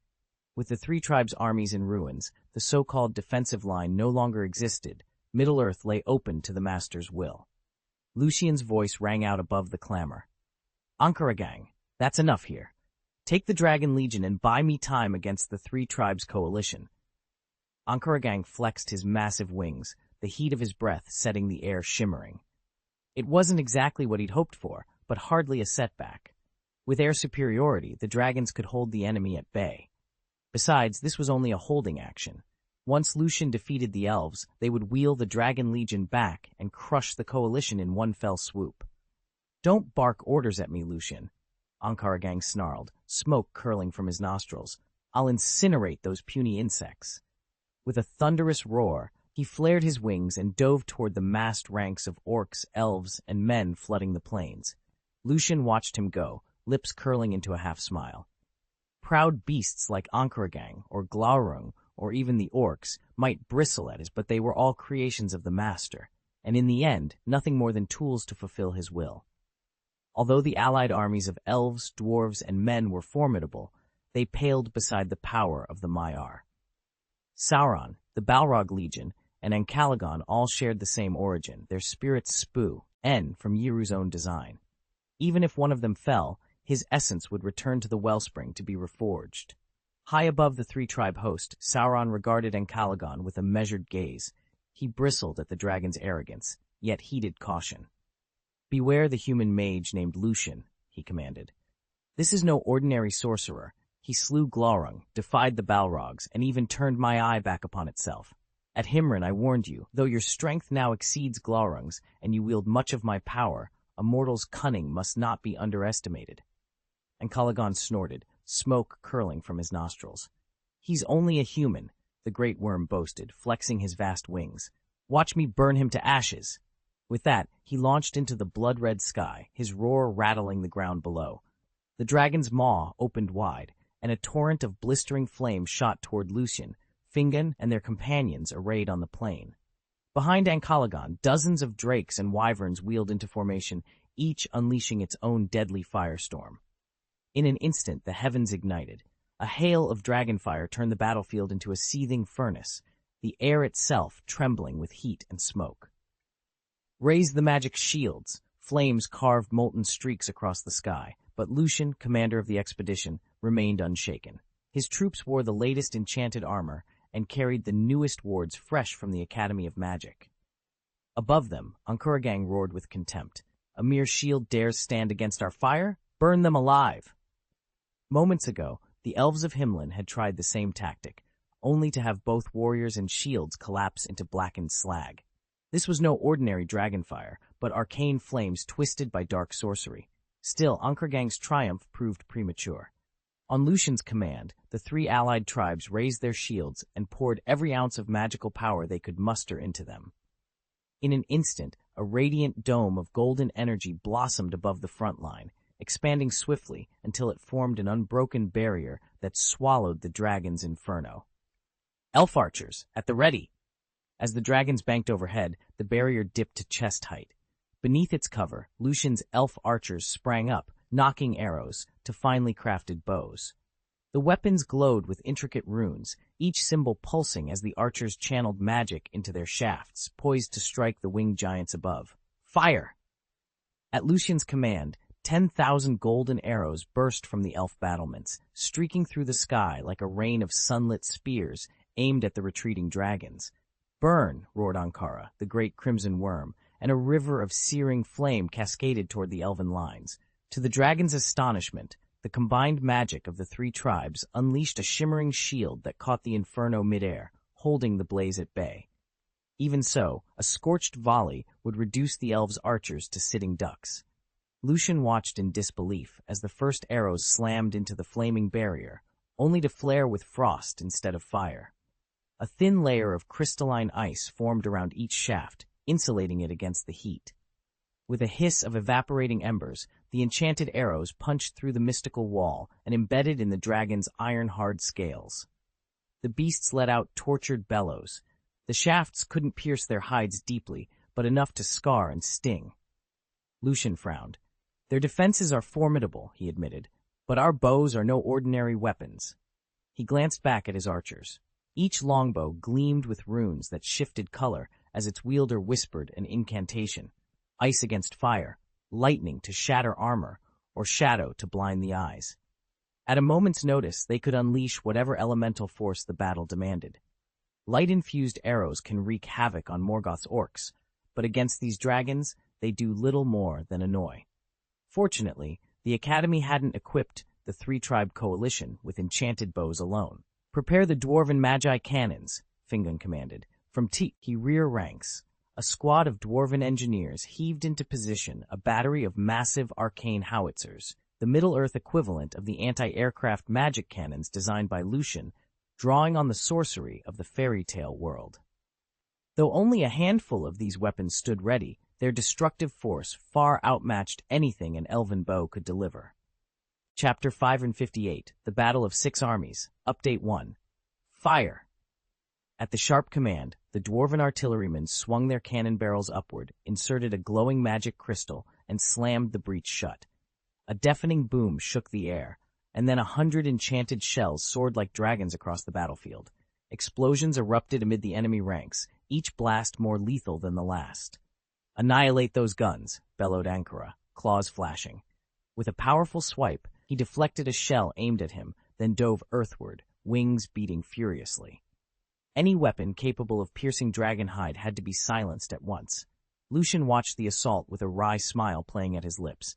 He wasn't about to leap into the fray, at least not yet. Across the field, Fingon remained equally composed. Raising his voice above the din of battle, he called out, "Mages of the Arcane Academy, form up! Stone Dragon Knights, to me!" At that summons, the human wizards fell into unison. Hands pounding the ground in rhythmic thrusts, they intoned a deep, resonant spell. The earth trembled, stones and boulders trembled, then cracked and heaved as if alive. Out of the shattered rock sprang colossal stone dragons, their eyes aglow with arcane fire, ready to charge the dwarven gunners and turn the tide of battle. High above the battlefield, 3 warriors stood poised on the back of a massive stone dragon, an elven knight gripping a draconic spear crackling with enchantment, a human sorcerer clutching a staff pulsing with arcane light, and a stout dwarf aiming a rune-etched hand cannon. This living construct was the culmination of Lucian's research in mimicry magic and the Kabbalah formula, granting it both self-repairing resilience and true, sustained flight. Though no match for a flesh-and-blood dragon in single combat, when manned by these 3 elite riders and supported by ranks of elven archers and dwarven cannon crews below, it could turn the tide against the fiercest draconic foe. Leading the stone dragon cavalry was an even grander creation, an immense, sky-splitting behemoth larger than the legendary Ankalagang itself. Lucian, now vice president of the Magic Academy, had labored months to perfect its runic frame. Seated in its saddle were the 3 siblings, Angrod, Egnor, and Galadriel, each ready to unleash torrent spells and piercing strikes upon the enemy. "Today we fight not for one kingdom," Lucian whispered, as the stone monsters beat their great helmed wings and charged through cloud and smoke. "We fight for 6. Below them, Balrogs, dragons, orcs, dwarves, elves, and humans, 6 mighty armies surged together in a cacophony of war. The sky itself trembled as the battle of the 6 races began. The coming clash of 6 armies dwarfs, even in renown, the future's great 5-army battle. Here, the smallest dragon rivals Smaug in power, and even the weakest Balrog stands as a big boss, the sort who will one day challenge Gandalf the Grey himself. The elves, dwarves, and men of this age are in a wholly different league from their descendants. Most elves now are Noldor, steeped in the light of the 2 trees and consecrated by the Valar in Valinor. Only a handful of grey elves remain, the very kind who will flourish in later ages. The first dwarves, wrought by Ole the Smith, possessed a might unmatched by any of their countless descendants, and human warriors, though they cannot match a Noldor in raw talent, still play pivotal roles in these wars. Barahir's daring rescue of Finrod and Beron's theft of a Silmaril stand as testaments to their valor. In contrast, the men of later times, though more numerous and better armed, lose much of that fierce, individual strength. Lucian surveyed the battlefield with a cool eye. Even Morgoth's orcs, once infused with elven blood and darkly blessed by the first Dark Lord, had outmatched any of Sauron's later breeds. Of course, Sauron's scholars had remedied their progenitor's greatest flaw, sunlight fear, by splicing in human genes. Yet despite that advantage, the warriors of Ankargang still Elmed the field. Lucian whispered, "We'll need more than brute strength this time. Some trickery is in order." When the Stone Dragon Knights finally met the enemy dragons, the clash was nothing short of catastrophic. Elven, human, and dwarven mages wove living chains of rock around the beasts, pinning them in place. Then the allied war machines, magical cannons forged in secret, roared to life. One phoenix spiraled from the sky, its proud wings reduced to charred ruin, landing like a battered chicken. A wounded drake tumbled to the earth, no more fearsome than a wounded lizard. In mere moments, the 3 races swarmed forward and cut the creatures down. As the survivors of the first wave faltered, Lucian seized his chance. He wove a brief spell to draw one of the dying dragons into his private pocket realm, his small world, and then knelt among the groaning soldiers. With practiced hands, he bound fractures and staunched bleeding wounds, his magic easing their pain as surely as any herbal poultice. There was a purpose behind hoarding Morgoth's fell spawn. Through his mentors, Zhou Sheng and Ku Tong, Lucian had learned of the 8 strange arts, legendary disciplines said to transcend normal limits. One art in particular, Liu Shanze, the saint thief, called for absolute mastery over one's body. By dissecting the anatomy of a dragon, its sinew, its magic-saturated blood, Lucian hoped to unlock secrets that would push his own form beyond mortal constraints. And so each fallen dragon was not waste, but priceless material for an alchemy of flesh and spirit that might, one day, rival even the ancient powers of Morgoth himself. Lucian's 6 treasury system is founded on perfect mastery of the body's 6 vessels: the large intestine, small intestine, stomach, triple burner, gallbladder, and bladder, to create an unrivaled absorption and digestion mechanism. When pushed to its limits, this method allows a practitioner to seize the fortunes of heaven and earth, draw in their vital energies, and transform them into raw power. Yet Lucian, the system's creator, has retreated to Nason Island, haunted by the fear that his hunger for energy might one day drive him to prey upon living beings. If he can claim the legendary 6 treasury immortal thief, every dragon he encounters will become a potent supplement. None will be spared or wasted. These dragons, while not quite at the caliber of those in the fairy tale universe, vastly outclass any creatures known in the Harry Potter realms. All but one, Ankaragang, Morgoth's dark, empowered worm. Even the 2 elf princes, each a master of arcane arts, would find Ankaragang a formidable foe.